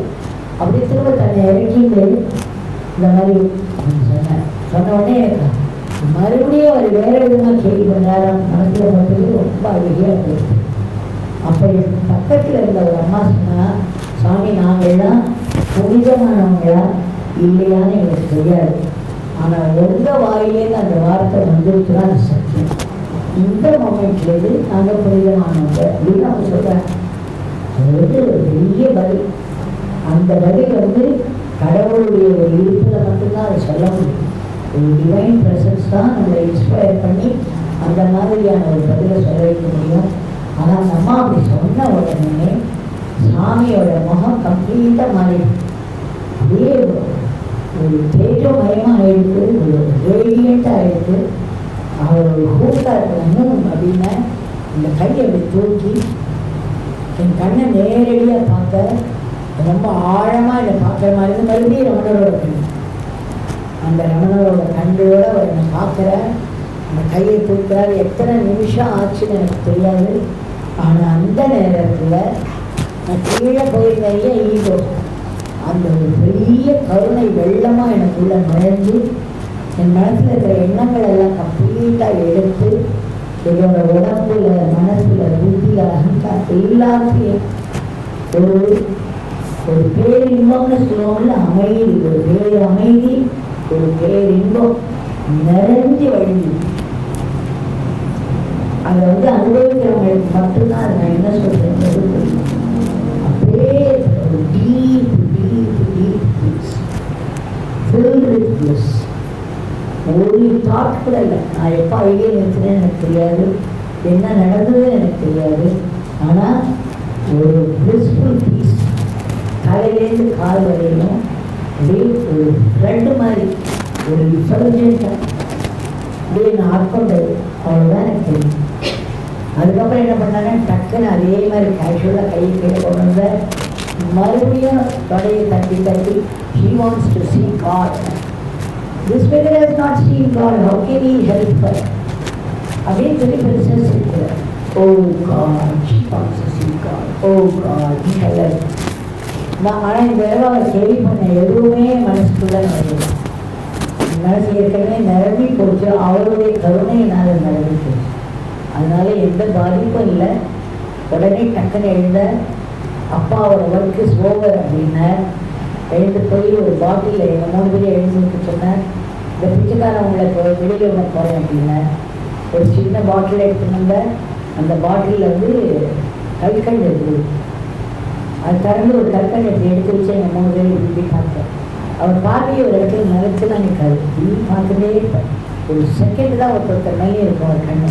ஆனால் அந்த ஒரு கார்னர் கிளான்ஸில் அவருக்கு அவ்வளோ ஒரு விஷயம் தெரியும். நம்ம அவருக்கு முன்னாடி போனாலே நம்மளுடைய பாஸ்ட் என்ன, ப்ரெசண்ட்டில் என்னென்ன பிரச்சனைகள் இருக்குது, நம்ம ஃப்யூச்சர் என்ன, எல்லாம் கம்ப்ளீட்டாக தெரியும். அவங்கள்கிட்ட பேசணும், நம்ம அவங்கள்ட்ட சொல்லணுங்கிற அவசியமே கிடையாது. அவர் ஸ்மோக் பண்ணுறார். ராமகிருஷ்ண பகவான் கபில் பபிள்னு ஒன்று பண்ணினான்னு கேள்விப்பட்டிருப்போம் இல்லையா அந்த காலத்தில். இப்போ இவர் ஸ்மோக் பண்ணுவார். ஆனால் அவர் என்ன சொல்வார்னா, அந்த ஸ்மோக் பண்ணும்பொழுது நம்முடைய பாப்பங்கள் அங்கே வரவங்களுடைய பாப்ப கர்மாக்கள்லாம் அதில் எரிஞ்சு போயிடும். அதனால் நமக்கு இருக்கக்கூடிய பிரச்சனைகள் எல்லாம், அதில் இருக்கக்கூடிய தடைகள் நீங்கி நமக்கு காரிய சித்தி வரும். அதே மாதிரி எதுக்கு சொல்ல வரேன்னா, அவர்கிட்ட அந்த மாதிரி நிறைய கேரக்டரிஸ்டிக்ஸ் இருக்கும். அவருடைய கையில் எடுத்து திருப்பி பார்க்குறார். பார்த்துட்டு நாங்கள் உடனே 3 பேரும் அப்படி கையை நீட்டோம். ஏன்னா இப்போ எல்லாமே மாறிடுது. நீட்டு மொழியில் டக்குன்னு அதுக்கு தன்வாயிலே போட்டுட்டு சிரிக்கிறார். எங்களுக்கு ரொம்ப அசடுன்னு வேடாது. அவன் வந்து இவர் ஏதோ நம்ம கையில் கொண்டு பெரிய அனுபவத்துக்கு கொடுத்துருக்கேன். இப்போ ஏதோ அந்த கல்கண்டில் ஏதோ ஒரு பெரிய அனுபவம் இருக்கு. அடுத்து என்ன பண்ணால் மறுபடியும் அது உள்ள கையை விட்டேன். இப்போ நாங்கள் 3 பேருமே என்ன பண்ணிட்டோம், சரி நம்ம மறுபடியும் அசைந்து வைக்கக்கூடாதுன்னு சொல்லிட்டு ஒரு முகத்தை ஸ்ட்ரைட்டாக வச்சு கையை ஸ்ட்ரைட்டாக வச்சுருந்தோம். அது இன்னொன்று அப்படி எடுத்தால் நேராக என்ன மட்டும் பார்த்தா இப்படி இப்படிங்க சரி கையை நிற்கினேன். நான் நிஜமாகவே வச்சுட்டு வாயில் போட்டுக்கோ அப்படின்னா என்ன எடுத்து வாயில் போட்டுனேன். ஆனால் அடுத்த 2 பேருக்கு போக வேண்டிய கேள்விட்டேன். No that is not for you அப்படின்னு சொன்னால் நான் மூடி வச்சா கொண்டு போய் வச்சேன். இதில் என்னன்னா எனக்கு பின்னாடி நினச்சி பார்க்கும்போது தான் தெரியுது, முதல்ல அவங்க 2 பேரும் என்ன பண்ணாங்க, ஒரு ஒருத்தரையும் போகிறச்சையும் எங்களுக்கு ஏமாற்றமாக இருக்குது, அதனால 2வது நம்ம கொண்டு போன இளநீர்லாம் நாமளே குடிக்கிறோம், அதனால எதுவும் வாங்க மாட்டோம். முதல்ல வரமாட்டோன்னு சொன்னாங்க, அப்புறம் சொன்னாங்க எதுவும் வாங்க மாட்டேன்ட்டாங்க. அப்புறம் நான் மட்டும்தான் அந்த ஆப்பிளை வாங்கினேன். நான் மட்டும்தான் ஆப்பிளை வாங்கி கொண்டு வந்தது. அதனால் கரெக்டாக எனக்கு மட்டும் அவர் வந்து அவங்க பண்ணுற ஒன்றொன்றுத்துக்கு ஒரு அர்த்தம் இருக்கும், ஒரு ஆழம் இருக்கும். பர்பஸ்லெஸ்ஸாக எதுவுமே இருக்காது. நாம் நினச்சி பார்த்தோம்னா அதை கனெக்ட் பண்ணிக்க முடியும். அவங்க 2 பேரும் நான் நோ அப்படின்னா மூடி வச்சா கொண்டு வச்சுட்டு நீங்கள் ஏற்றுக்கோங்க, இந்த ஸ்பெஷல் லீவிங் அப்படின்னு. அது மட்டும் இல்லாமல் எங்கள் பின்னாடியே அப்போ அந்த 17 படத்தை பார்க்குறேன். அந்த 17 படமும் எனக்கு சாதாரண படமாக தெரியும். எனக்கு அப்படியே ஒரு பர்ஃபெக்ட் ஒரு இடை காட்சியாக தெரியும். என் மனசில் வந்து அந்த படம் எனக்கு வேணும் வேணும் வேணும்ன்றது. ஆனால் எனக்கு வெளியில் சொல்ல பயம். என் ஃப்ரெண்டு சொல்கிறா, அவர்கிட்ட நீ வந்தால் பேசக்கூடாது, அவரோட வெளி மட்டும்தான், அவர் பேசுறது மட்டும்தான், எதையாவது வளரணும்னா அடுத்த நிமிஷம் அவர் வெளில சொல்லிடுவார் அப்படின்னு சொல்லி பயன்படுத்தி. அதனால எனக்கு அதை கேட்கறதுக்கு பயம். ஆனால் அவர் கரெக்டாக அந்த படி தாண்டும்பொழுது இப்படி ஒரு சுழண்டு திரும்பி அந்த பக்கத்தில் ஒரு செட்டு பேப்பர்ஸ் இருக்குது, அதுலேருந்து ஒன்று உருவினேன். சொல்லி அந்த படம் அதே படம் நான் கேட்க நினச்சி கேட்காம விட்ட படம். அந்த படத்துக்கு கீழே என்ன எழுதுனா யோகிதா வாசகர் எழுதுது, இந்த படியில 3 தடவை படிக்க வச்சா நீங்கள் படத்தை எடுத்துக்கலாம். அது மட்டும் இல்லை, இங்கே வெளியில் விட்ட உடனே நல்லா இழுத்து கதவை பிடிச்சி விட்டார். ஏன்னா அந்த மாதிரி மகாத்மாக்களோட சன்னதியில் நமக்கு இருந்ததே இருக்கணுங்கிற ஒரு பெரிய ஒரு ஈர்ப்பு. நம்மளால் அவங்கள விட்டு வெளியில் போக முடியும். அந்த மாதிரி மகாத்மாக்களுடைய கம்பெனியை எங்கே கிடைச்சாலும் நம்ம என்ன பண்ணணும், உடனே அங்கே போய் அவங்க முன்னாடி உட்காந்துக்கணும், அவங்க அருகில் கேட்கணும். அதுதான் உத்தமமான கலை. இல்லைன்னா நம்ம போட்டோ விட்டுருவோம். நம்ம எழுத்தாப்பே ஒரு ஞானி இருந்து அவர் வந்து அவருடைய நிலை என்னன்னு நமக்கு புரியாமல் நம்ம சாதாரணமாக, ஏன்னா சுவாமி இருந்த வீட்டுக்கு பக்கத்தில் இருந்தவங்க இந்த பக்கம் இருந்தவங்களாம் நிறைய பேர் வந்து சுவாமியை சாதாரணமாக ட்ரீட் பண்ணணும். சுவாமியை வந்து பல விதங்களில் டார்ச்சர் பண்ணவங்கள இருக்காங்க. ஜனங்களை வெரைட்டிஸ் இருக்கும் இல்லையா, ஞானியாக புரிஞ்சு கொண்டாடினவங்களே இருக்காங்க. சாதாரண மனுஷன் அடுத்த வீட்டுக்காரர்களாக ட்ரீட் பண்ணவங்களே இருக்காங்க. அவர் ஒரு எதிரியாக பார்த்தவங்களெல்லாம் பரிசுக்காரனாட்ட பார்த்துருக்கு சாமி. அவர் கண்ணை மட்டும் நம்ம பார்க்க முடியாது, கண்ணை வந்து நெருப்பு மாதிரி 2 கண் 2 நிமிஷம் சேர்ந்தாலும் அவர் கண்ணை பார்க்க முடியாது. அந்த மாதிரி ஆனால் கூட அவர்கிட்ட வந்தோன்னா அவர் விட்டு போகிறதுக்கு மனசே வராது. உட்கார்ந்து இருக்கிற இடத்துல அப்படியே உட்காந்து அவரே இந்த பிச்சைக்காரவங்க வெளியே திரும்ப நம்ம போய் நிற்க முடியாது. மறுநாளே போனாலும் உள்ள வந்துடும். இதை கொஞ்சம் நாள் விட்டு போனால் சரின்னு சொல்லுவார். அதனால் நம்ம வந்து நான் சுவாமி கிட்ட வரதுக்கு முன்னாடி என்ன ப்ரே பண்ணேன்னா, ராமகிருஷ்ண பகவான் மாதிரி, ரமண பகவான் மாதிரி, ஸ்ரீரடி பகவான் மாதிரி எனக்கு ஒரு குரு கிடைக்கணும் அப்படின்னா வேண்டிட்டார். நாளை வேண்டியது மாதிரி. அதுக்கப்புறம் எனக்கு கிடைச்ச யோகிராம அவர் எனக்கு வந்து அந்த பெரிய பேர் அனுபவத்தினுடைய ஒரு வடிவமாக தென்பட்டார். அதுக்கப்புறம் என்னுடைய லைஃப் மாறிட்டு வந்து வளர்ந்த விஷயங்களில் எந்த பற்றும் இல்லாமல் போயிடுது, டீச்சிங்கில் பற்று இல்லாமல் போயிடுது. அதுக்கப்புறம் இந்த லைனுக்கு வந்து இந்த பர்சியூ பண்ணேன். அதெல்லாம் முக்கியம் இல்லை. நம்ம என்ன இதுலேருந்து தெரிஞ்சுக்கணுன்னாக்க, அதுக்கு முன்னாடி இந்த நான் பார்த்த இந்த யோகிராம் சுரத்குமார் ராமகிருஷ்ண பகவான் தான் அவர் காலடியில் என்னை கொண்டு வந்து சேர்த்துதான் 100% நான் நம்புகிறேன். ராமகிருஷ்ண பகவானுடைய நாமத்தை சொல்லி சொல்லி சொல்லி எனக்கு ஒன்றை மாதிரி ஒருத்தர் நான் பார்க்கணும், ஒன்றை மாதிரி ஒருத்தர் எனக்கு கிடைக்கணும் அப்படின்னு சொல்லி அத்தனை வேண்டிக்கு அத்தனை எழுதிக்கு அவர்கிட்ட அதே மாதிரி ரமண பகவான் பார்க்கும்போது இந்த மாதிரி ஒரு வேதனை எழுதிருக்கேன். ஷிரடி பாபா நிறைய அவ்வளோ ஒரு உண்டு. அந்த அந்த 3 பேரோட வடிவமாக எனக்கு தெரியல. மணிகணக்கில் ரமண பகவான் மாதிரி ஆடாமல் செய்யாமல் உட்காந்துருக்கார். அதே மாதிரி அவர் வெஸ்ட் பெங்கால் இல்லையா ராமகிருஷ்ண பகவான், இவர் பீகார். இவர் பழக்க வழக்கங்கள்லாம் அப்படியே இருக்கும். அதே 10 லட்சம் தான் கட்டிட்டு இருப்பார். அது ஒரு துணி எடுத்து ஒரு பக்கம் போட்டுட்டு இருப்பார். நடந்து ஒரு வழியே டான்ஸ் ஆடுற மாதிரி இருக்கும். உட்கார்ந்து அப்படியே ராமகிருஷ்ண பகவான் மாதிரியே இருப்பார். அதனால் அதே இதுதான் அது என்ன கடிதம்னு பல பழக்க வழக்கங்களேருந்து எத்தனையோ இது எனக்கு ராமகிருஷ்ண பகவான் ஞாபகப்படுத்துவார். ஆக நான் அடைந்த இந்த என்னுடைய மாஸ்டர் யோகிராம அவர்கிட்ட சாரதா மாவோட பொறுமையை பார்த்தேன். பொறுமையே வடிவம் அவங்கள சுற்றி அத்தனை பேர் அத்தனை அடிச்சுப்பாங்க. சின்ன சின்ன சாதாரண அல்ப விஷயத்துக்கெல்லாம் அடிச்சுக்கிறவங்க அவங்கள சுற்றி இருந்தாங்க. ஆனால் அவங்க அசையாமல் இருந்து அவங்களுடைய இந்த ஸ்பிரிச்சுவல் மினிஸ்ட்ரியை பண்ணிட்டே இருக்காங்க. அந்த பொறுமையை நான் என்னுடைய மாஸ்டர் கிட்ட பார்த்தேன். அதே மாதிரி ஷிரடி பாபா எப்படி ட்ரீட் பண்ணுவாங்களோ வேற டிவோட்டிஸ்லாம் வந்தால் எத்தனையோ நான்சென்ஸ் இருக்கணும் பண்ணியிருக்கேன். அவங்களாலாம் பொறுக்க முடியாது அந்த நான்சென்ஸ்லாம். சுவாமி அவங்களை ஹேண்டில் பண்ணும்போது ரொம்ப ஸ்ட்ரிக்டாக இருக்கும். அதெல்லாம் எனக்கு ஷிரடி பாபா ஞாபகம். ஆக நான் ராமகிருஷ்ண பகவான் வேண்டின மாதிரியே அந்த மாதிரி ஒரு குரு கிடைச்சார். அந்த ஞானிக்கு இருந்து சர்வீஸ் பண்ண பெரிய பாகியம் எனக்கு கிடைச்சது. அதனால தான் இன்னைக்கு இந்த இடத்துக்கு வர முடியுது, உங்களெல்லாம் பார்க்க முடியுது. எனக்கு இந்த இடத்துக்கு பெரிய பாகியமாகும். ராமகிருஷ்ணா கிட்ட மறுபடியும் பகவான் கொண்டு விட்டு தரிசனம் பண்ண வச்சது ஒரு பெரிய பாகியமாக நினைக்கிறேன். அதனால் இந்த ஒரு வாய்ப்பை எனக்கு கொடுத்த அவருக்கு ராமசுவாமி அவருக்கு என்னுடைய ஆத்மார்த்தமான நன்றி நமஸ்காரங்கள். அதுக்கப்புறம் இதுக்கெல்லாம் பின்னாடி இந்த ஸ்ரீ தேவேந்திரன் வரை அவருக்கும் ஸ்ரீ காளிதாஸ் இந்த இடத்த பார்த்துக்கிறார் இல்லையா, அவருக்கும் அது தவிர்த்த அவர் கூட இந்த எத்தனையோ பேருக்கு எனக்கு சரியாக பேருன்னா ஞாபகம் இல்லை, அத்தனை பேருக்கும் என்னுடைய நமஸ்காரங்களை தெரிவிச்சுக்கிறேன். நன்றியோட நன்றி நமஸ்காரங்களை தெரிவிச்சுக்கிறேன். அதுக்கப்புறம் இந்த குழந்தைகள்லாம் பார்த்தேன். இன்னைக்கு அந்த குழந்தைகள் ஒருத்தரோட கண்ணையும் பார்த்தேன்னா